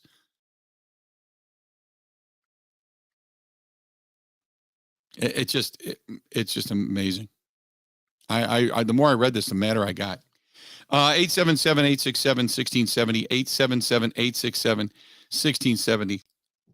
If you want to chime in, give us a shout. Mark says, getting back to the NFL draft, hey, Unit, do you like Christian Watson, the wide receiver out of North Dakota State? I think he would fit. Could be a good fit. There may be, in the latter portion of the first round, the beginning of a run on wide receivers. The question will be whether or not Watson's there, Treylon Burks is there. Does a guy like Jameson Williams fall? Do you start to look at, does Chris Olave get down near you? Do you jump up to get a guy like Chris Olave, who they spent a lot of time with him at the combine? Drake London is picked to probably go around 10, depending on what, you look at. There's Garrett Wilson out of Ohio State, who could be the first wide receiver taken. But who fits the best? So when you talk about Christian Watson, what I've seen on him, 6'4", a 4.36 40 speed. He can be a big play downfield, take the lid off receiver, which is kind of what you're looking for. The problem is, even though he averaged over 20 yards per catch in his career, he is not a great route runner. The one knock on him is that he's not crisp. He likes to use his speed. He doesn't like to be precise, and he's not good at getting off of coverage. Some guys have the ability to do a one-arm kind of a swipe and get the defender off of them as they go into their break. There's other guys that just, it's kind of like hand slapping downfield. You're kind of like, nah, get away.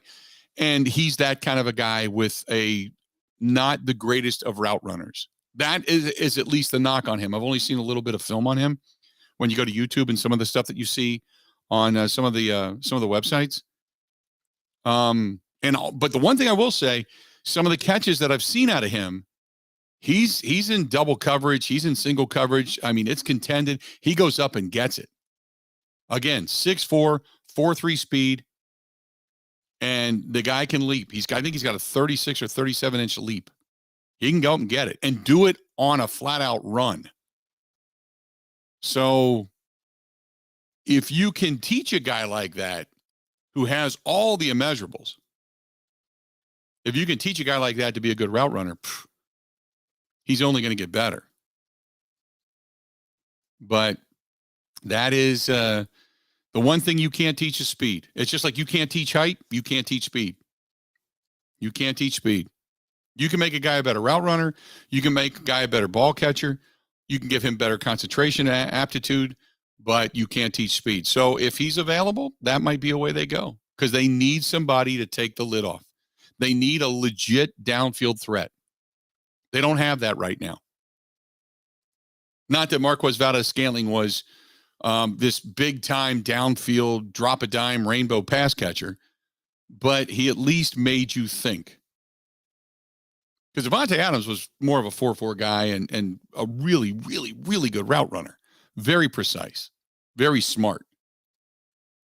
But that's what you need, is a good downfield route, a good downfield 4.3 speed guy to at least not take the lid off, but at least extend the defense to make a corner or a safety think, I got to cover this area. I can't begin to leak. Because if you go into the season with 3 rookies, Amari Rodgers, Randall Cobb, and Allen Lazard, will Rodgers be successful? Yes. But you're going to do a lot of dinking and dunking, 15 yards, 10 yards, 5 yards, 7 yards down the field. You move the chains. The problem is that it becomes an all-pass offense. Because if you don't have to have the safeties play back to give help to either side for a wide receiver who may be able of beating one-on-one or zone, if you don't give them that, safeties tend to leak up and they can really stymie your run game. which would make Aaron Jones coming out of the backfield or A.J. Dillon somewhat less effective, thus making your offense one-dimensional. And while Aaron Rodgers would love to have the ball in his hands and throw the ball consistently, it's not really the best way to go. 877-867-1670. Hit us up. Got a lot more of the Bill Michaels Show, and it's all coming up after this. Stay tuned. Covering Wisconsin sports like a blanket. This is the Bill Michaels Show on the Wisconsin Sports Zone Radio Network.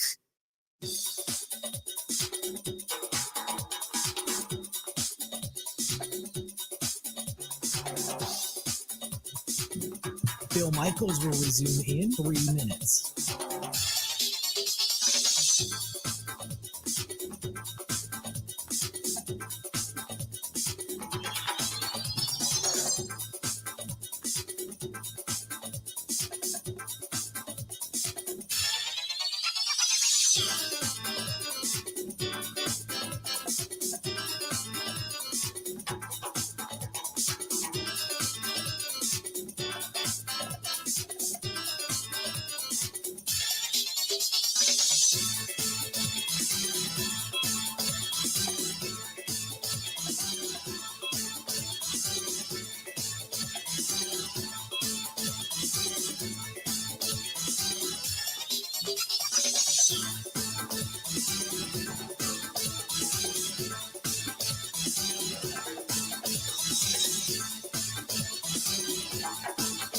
Bill Michaels will resume in 2 minutes.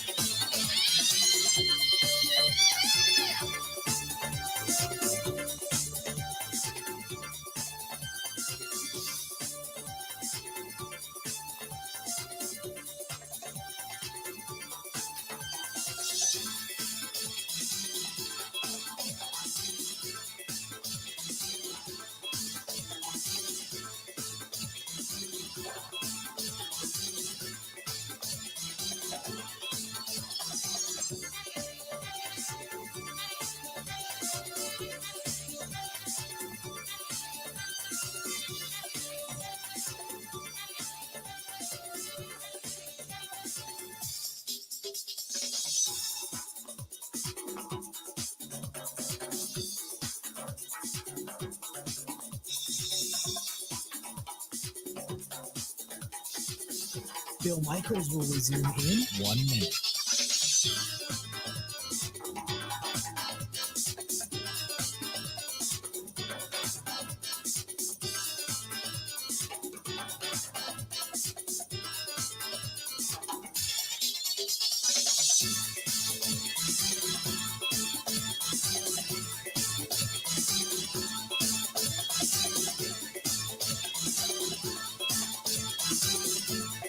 Bill Michaels will resume in 30 seconds.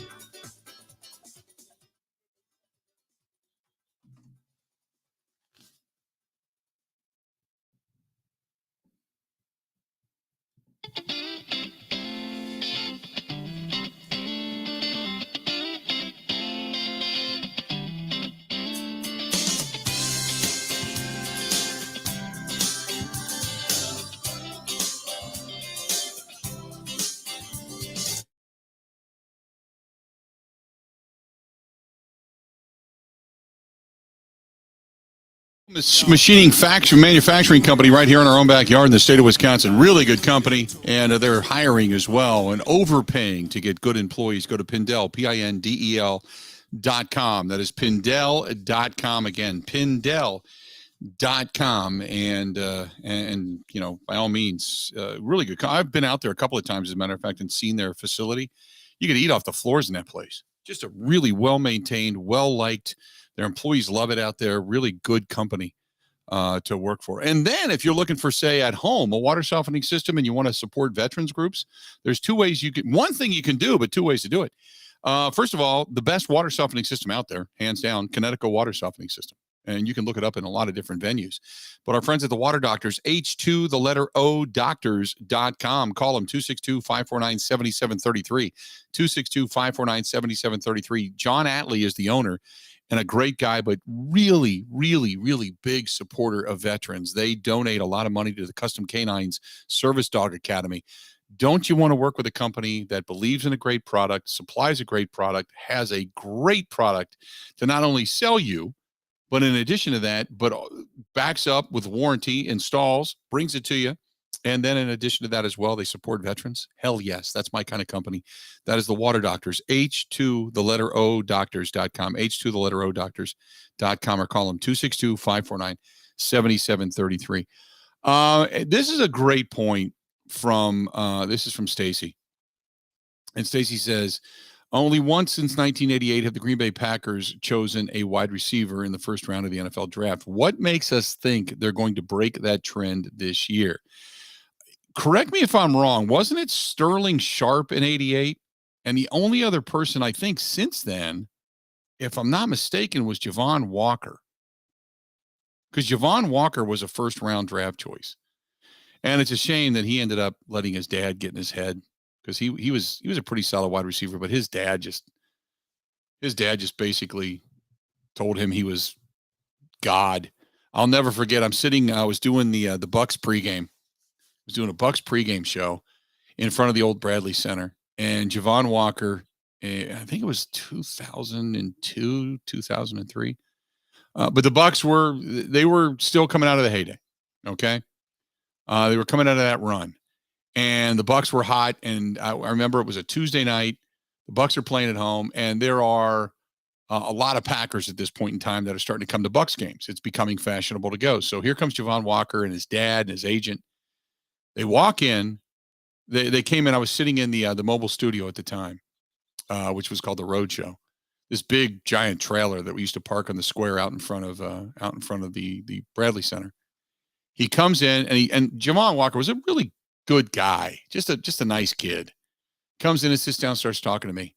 And then his dad, which reminded me a lot of the Alonzo Ball, the Ball's dad, not quite that verbose, but pretty loud, pretty spoken. And we were talking off the air about, the upcoming season and Brett Favre and this. And his dad leans over, grabs Javon's shoulders and said, "This is the man. This is the man they need to concentrate on. Favre is old. He's washed up. I mean, it's like he's preaching. And this is the man that needs to be on the cover of the media guide. This is the man that needs." And I was thinking to myself, God, he's pretty good, but he's got the wrong people around him. It's one thing when your dad's smiling and saying, "Hey, I believe in my son." And I get that. It's another thing when this guy is really in your head telling you you're better than everybody else and you need to get your just rewards right now, on and on and on. And Javon Walker got so full of himself. He wanted out, get out of Green Bay, needs the ball thrown to him, needs to be the big man on campus, and really never amounted to anything after that. Tore his knee up, and that was pretty much it. Was never heard from again. I just remember sitting there going, wow, if this is the advice you're taking, rather than being humble, rather than becoming a better route runner, getting on the same page with your quarterback, if you're looking at Brett Favre as a washed up old man in 2000, you're an idiot. And his dad, just was very verbose about it. I'll never forget that. So anyway, I digress. So that was 2002, I think. The Packers have never taken a wide receiver in the first round since then. Now, they did not have this I know, in 2008, they didn't have a first round pick, but their first choice was, which came, I can't remember what pick it was. It was high in the second round. It was like 35, 36, was Jordy Nelson. So that I know. They took Jordy first, but they never took him in the first round. They've never taken, since then, since 1988, other than Javon Walker, they've never taken a wide receiver in the first round. Stacey, it's a great question, but I think this is the year they absolutely positively have to. Now, let me throw this out there, okay? Because this could happen. Say you get down to 17 or 18, 19. Okay. And Drake London is gone. Garrett Wilson is gone. Okay. You with me so far? Chris Olave, gone. All right. Jameson Williams, Burks, they're all gone. And you think, well, you know what? Maybe Treylon Burks is gone. Is Christian Watson first round material? You know? Is Jahan Dotson out of Penn State? Is he first round material? I can see the Packers thinking to themselves, we're not going to overvalue for a wideout. We're going to stick to our board. We're going to do that. So we are going to go for, say, Nakobe Dean, the linebacker out of Georgia, or maybe Jordan Davis, the defensive tackle out of Georgia. Both of those guys predicted to go between, say, 17 and 25. What about the kid out of Northern Iowa, Trevor Penning, who we were talking about? You know, maybe suddenly you take depth on the defensive or on the offensive line. That big defensive end out of Penn State. You know, what about Daxton Hill, the corner out of Michigan? More safety than corner, but you know, he could play as a nickelback. You know, and maybe they go in that direction. Devon Wyatt, they picked him up, that defensive tackle out of Georgia. Do they then go back, say, there's, what is the other kid? He plays center and guard. He's very versatile. Zion Johnson out of Boston College. Maybe they go in that. So it would not surprise me if it would disappoint me if they didn't take a wide receiver. It would not surprise me if they didn't take a wide receiver. Nothing. Let me say this to you, and Stacey, I didn't mean to go on and on, but after the Jordan Love pick, with Patrick Queen sitting right there in that same draft, the middle linebacker that ended up going to the Baltimore Ravens, who has had a stellar career thus far for what he's been able to do on the field. When they did not pick him, that's when I threw my hands in the air and I said, I have no idea what you think behind closed doors when it comes to the war room. No idea. No idea. Nothing will shock me ever again. Justin Harrell shocked me when they chose him, because we were not prepared for Justin Harrell. We were looking at all kinds of different directions. But yet, Justin Harrell, I'm flipping through my book. I'm like, okay, he's like 5th or 6th at that position and picked as a 2nd or 3rd round choice. God, of Tennessee with back issues. What? But, you know, so that was my next shocking moment. And then when Jordan Love came out, that's when I just take that draft guide. I look at all the statistics, and I kind of just, you can take that to the bathroom with you. Throw it out the door. So that's when I decided I'm just going to try to analyze who maybe the best available on the board at the time is, and then go with that.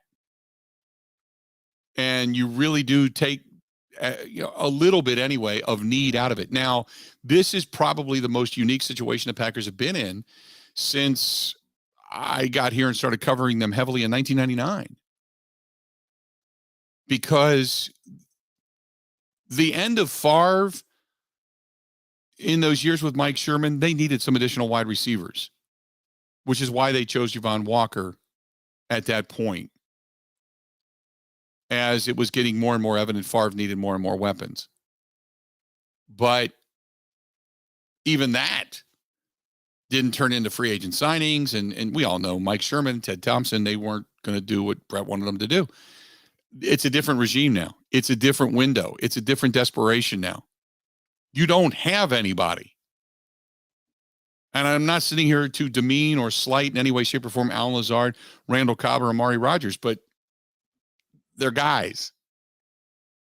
You don't have those special players. So you desperately need one. If you know there's one there, you got to get it. Got to get it. 877-867-1670. 877-867-1670. Hit us up. Our friends at Pella Windows and Doors of Wisconsin want to remind you, you got to get to the end of the month. You got the deal going on right now. You buy some windows, you buy 3 of them, throw in a patio door, you're getting $500. Throw in 6, $1,000. Throw in a dozen, $2,000. But all you got to do is add a patio door. It's that simple.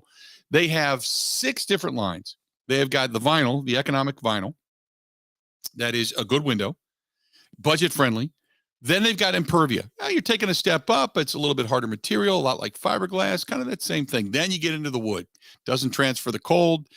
Very, very fashionable, contemporary to traditional, different colors, different styles, the ability to stain, bring it to make it look like the interior was always there, different hardware, roll screen, slider windows, you name it. They can match it all up. Beautiful, beautiful stuff. So you've got 6 different lines, all economical, all budget friendly, all can be financed in certain ways. Then you throw in patio doors and you're getting more and more and more money off. It's that simple. Go to PellaWI.com. That is Pella, P-E-L-L-A, PellaWI.com. Again, go to PellaWI.com or call them 855-PELLA-WI. That's 855-PELLA-WI and see for yourself. But you got to do it now because they can come out, measure it, get it all ordered, get it done before the end of the month. That's the way to get the deal. Otherwise, you got to wait for whatever the deal is going to be down the road. So do it now because they can order it now and in a month or so, get these things in your home. They're great. Great stuff, great windows. Stay tuned. More of the Bill Michaels Show next. Covering Wisconsin sports like a blanket. This is the Bill Michaels Show on the Wisconsin Sports Zone Radio Network. The Indy cars are running. Get your ticket to see them scream around the road course in Elkhart Lake, Wisconsin. For event information, go to roadamerica.com. That is roadamerica.com.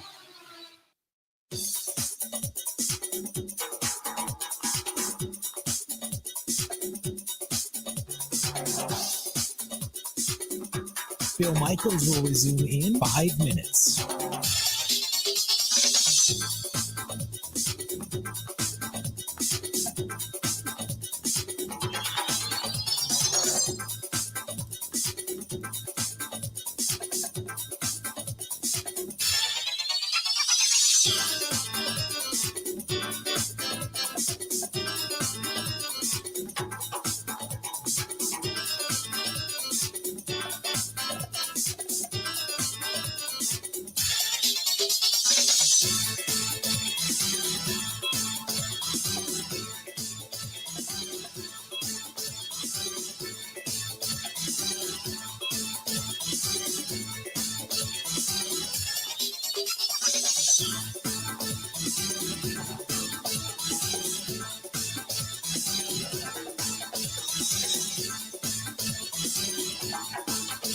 Bill Michaels will resume in 4 minutes.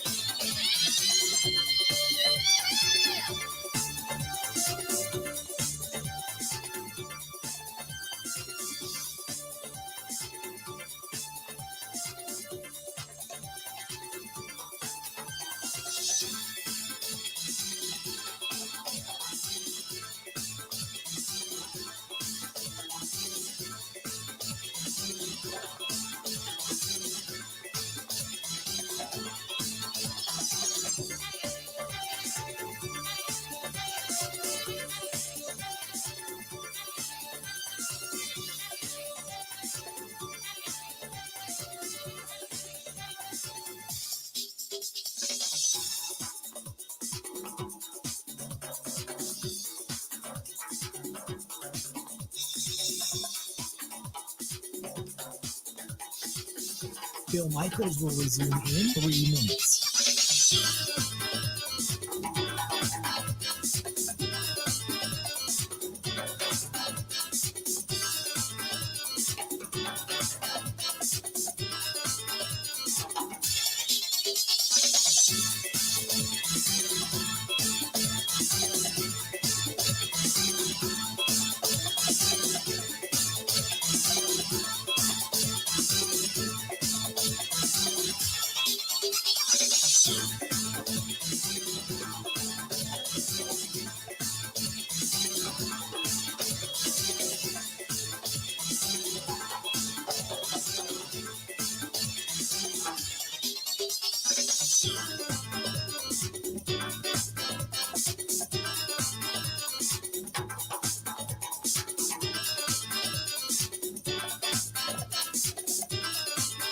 Bill Michaels will resume in 2 minutes.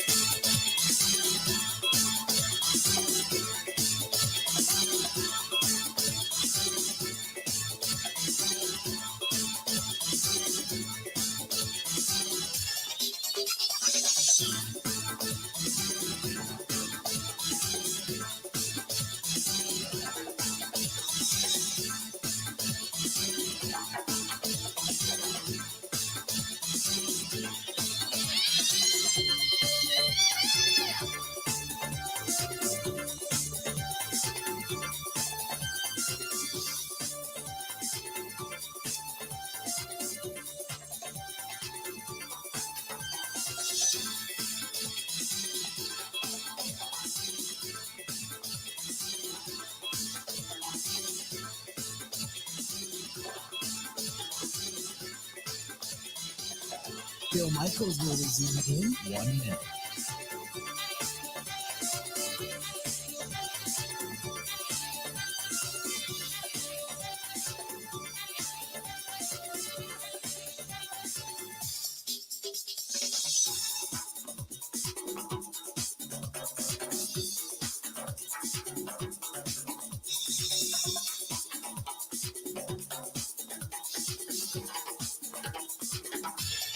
Bill Michaels will resume in 30 seconds.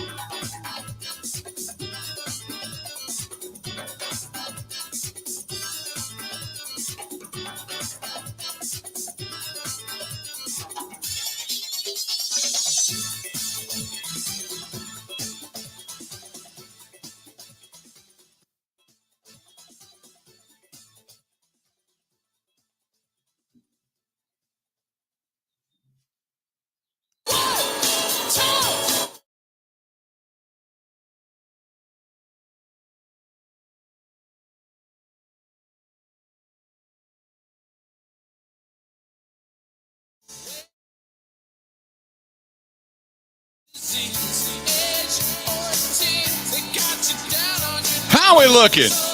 Wednesday, the day before the Brewers come home tonight. Corbin Burns goes to the bump for the Brewers, and the Brewers wrap up that 3-game series in Baltimore. Now they wing back home and come back to the friendly confines at his Miller Park, American Family Field, and all the new food and such options that they have at the ballpark. And then they get ready to take on the St. Louis Cardinals in a big series coming up. I don't want to say big series. It's not a big series. It's a big series in the sense for fans to get back to the ballpark and enjoy it. But they got the Cardinals coming to town and then the Pirates coming to town.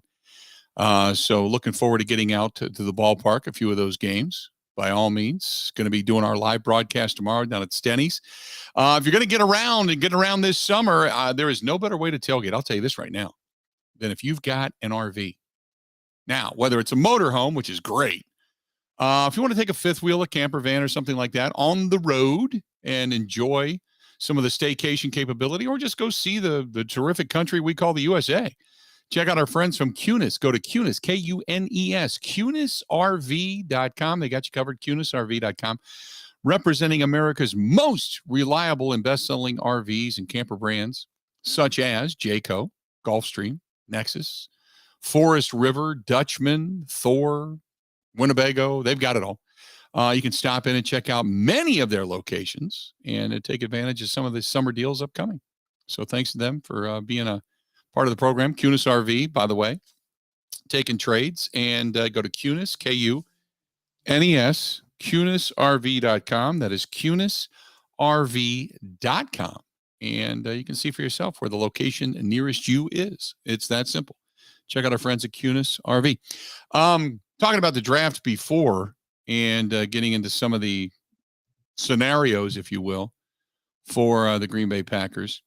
There's kind of a lot to get to, but the question was, who's the kid from North Dakota State, 6'4"? Brian said he wanted to know. Christian Watson is the kid's name. Christian Watson, the kid out of North Dakota State, by the way. Jeff says, no. This team should take 2 receivers with picks 22 and 28. ESPN Steve says, since Aaron plays better with a chip on his shoulder, maybe they take another quarterback.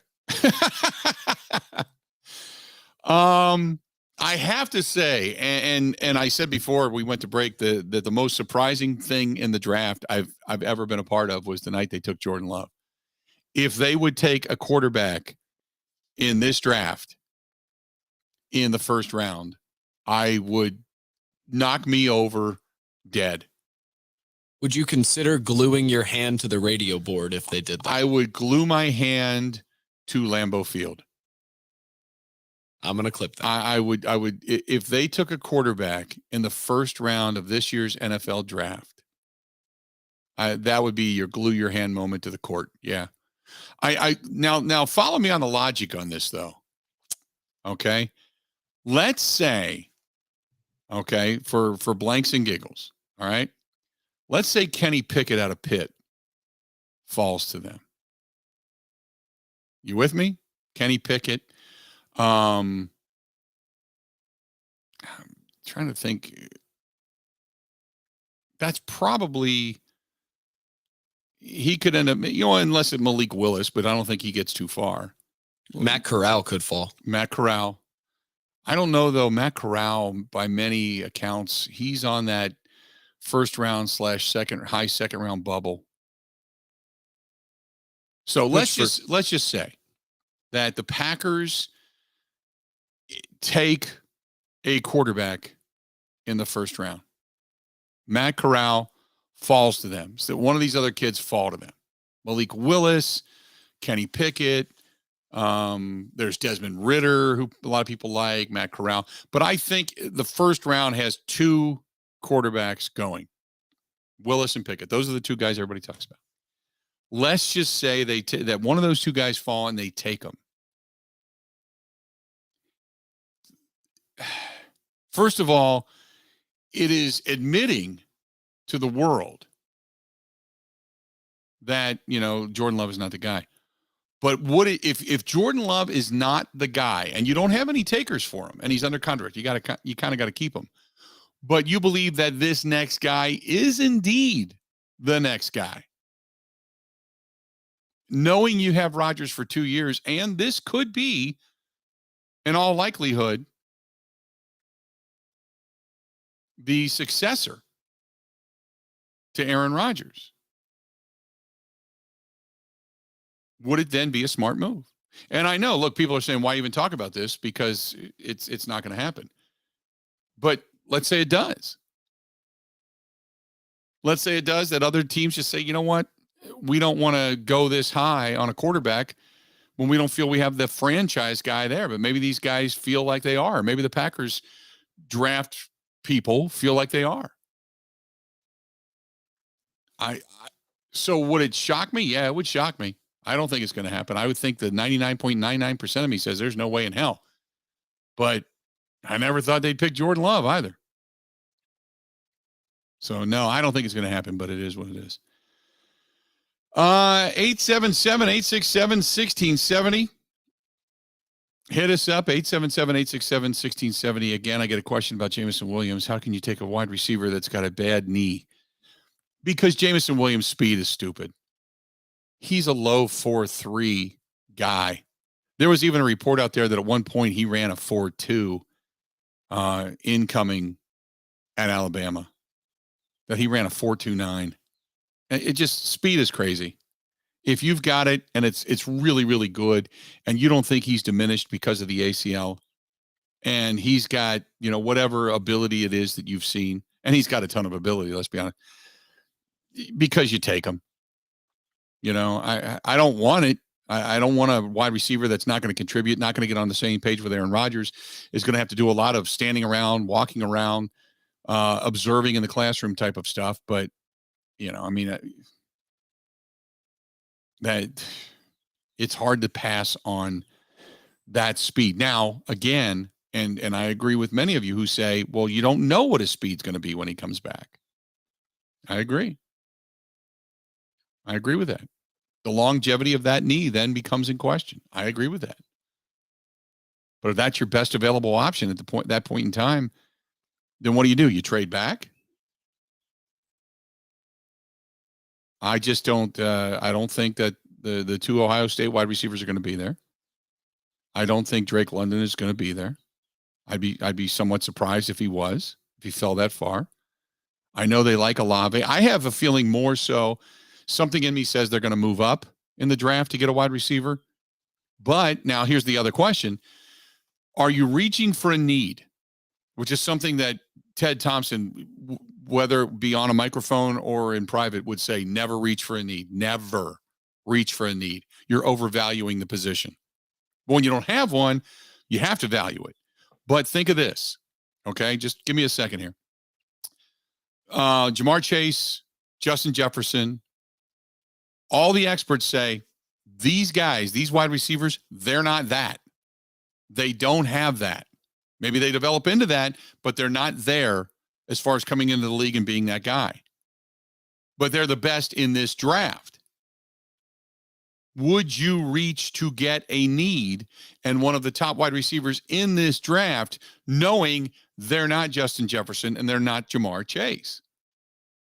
Do they become legit trade objects at that point? And that's what you have to weigh if you're Brian Gutekunst. You know? 877-867-1670, 877-867-1670.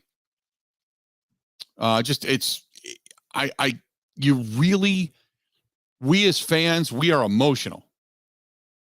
But as a general manager, as Goody said last year, after learning of the Jordan Love, no, this didn't work out pick, as he stated, you cannot fall in love with players. You have to just stay to your board. Be true to your board. Be true to your evaluation of talent. It's really, really tough. I get it. It's really, really tough. 877-867-1670. If you want to hit us up, feel free to go ahead and do so. Hey, Sean is back from vacation over to Epoxy Flooring Done Right. He's a great guy, and I have this flooring in my in my gym, and every time somebody comes over, that's the first thing they say when they go down there. They're like, oh my God, I love this floor. It is fantastic. It's a good, solid epoxy floor. There's polyurea floors. There's coatings, colors, finishes, all of that. He can do it all. And the best part about it is he's based in Wisconsin. So if you need something after the fact, not to say that you will, but he's right here. You don't have to chase him down from Illinois or Iowa or any place else for that matter. He's based, works, lives right here in Wisconsin, has a house up north in Wisconsin. He's from here. So get a hold of Sean, 262-443-2852. That's epoxyflooringdoneright.com. Sean, 262-443-2852, 262-443-2852, or go to epoxyflooringdoneright.com. That's epoxyflooringdoneright.com. Bill Michaels Show wrapping things up, coming up next. Ready? This is the Bill Michaels Show on the Wisconsin Sports Zone Radio Network.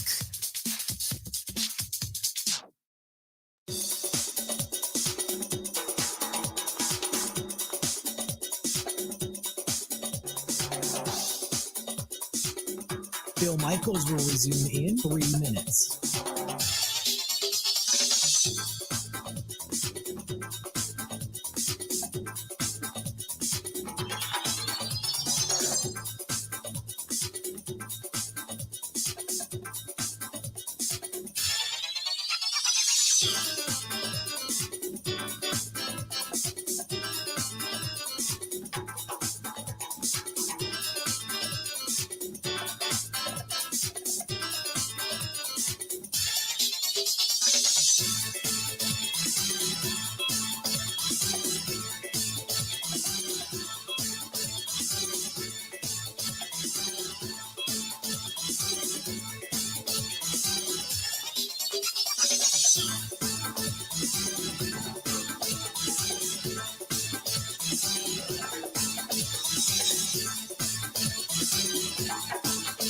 Bill Michaels will resume in 2 minutes.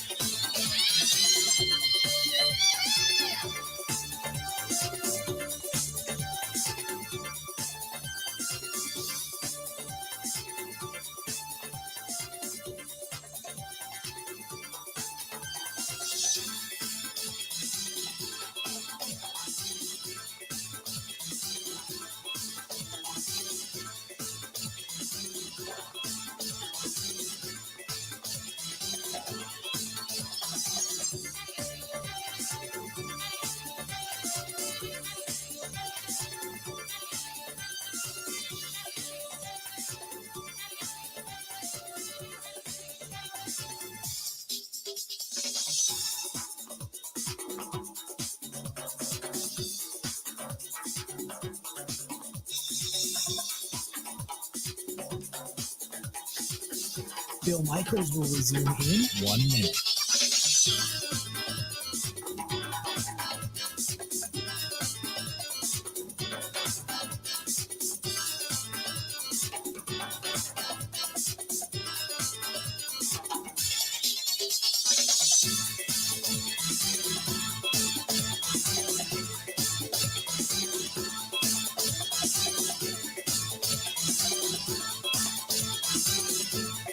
Bill Michaels will resume in 30 seconds.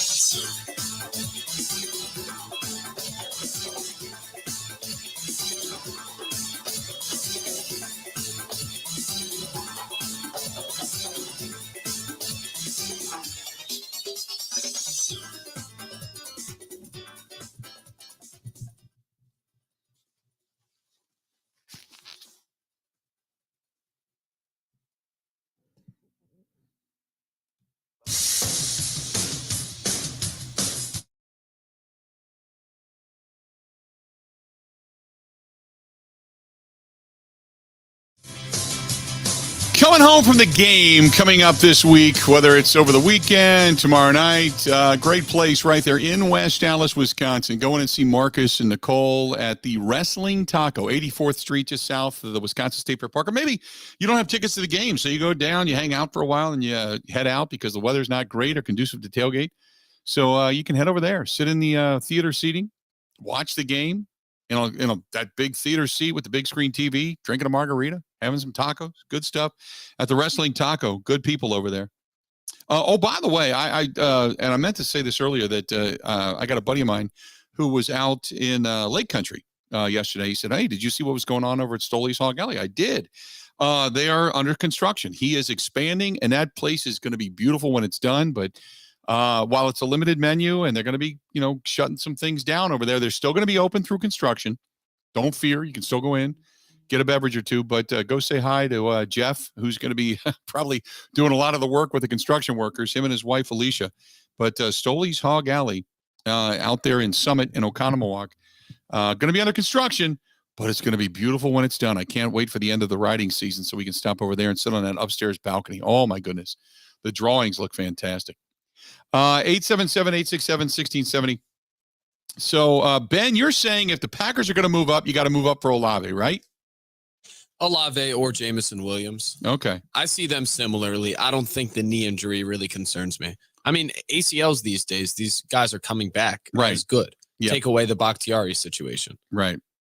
That's the one thing. When you look at guys that come back from an ACL, if you end up with water on the knee and problems, scar tissue, what have you, it can be problematic. Now, Jameson Williams, as we've seen, he's been doing these little videos where he's doing a lot of workouts. He's hopping around. He looks great. Don't get me wrong. He looks great. But he's still not back to football-related activity, so to speak. So how great he's going to be, we'll have to wait and see. But I think if you're a team looking for a wideout, let's just say, by chance, that he's not 4.32 or 4.29. Let's say he's 4.39 or 4.41. Okay. You're still getting a speedster. Speed kills. And the fact that he's a really good wide receiver I think you take the chance on it. You believe that this guy's going to end up being really, really solid for you before it's all said and done. Now, the only question is, what happens if he takes another shot on that knee and you have to rebuild that thing again? That's worst case scenario, but then what? Bill, I don't know your thoughts on this, but I've also kind of grown, especially in the last couple years, to look at the Alabama and the Georgia players, especially on the defensive and offensive line, and at wide receiver. I mean, you look at every single guy to come out of those programs, they are absolute studs. And part of it is I watched a football team draft certain Pac-12 wide receivers in the first round for a long time, and they didn't really pan out, but it's just like it's a different level of football, obviously. Mm-hmm. But you look at the recent guys to come out of there and they're all ridiculously good. Yeah. Yeah. The question is, what are you going to go, what direction you're going to go in? And I don't think he's going to be there. I think he's probably there's going to be a team that's going to say, you know what, we'll take him. We'll take him. We'll take it now. No problem. But we'll see.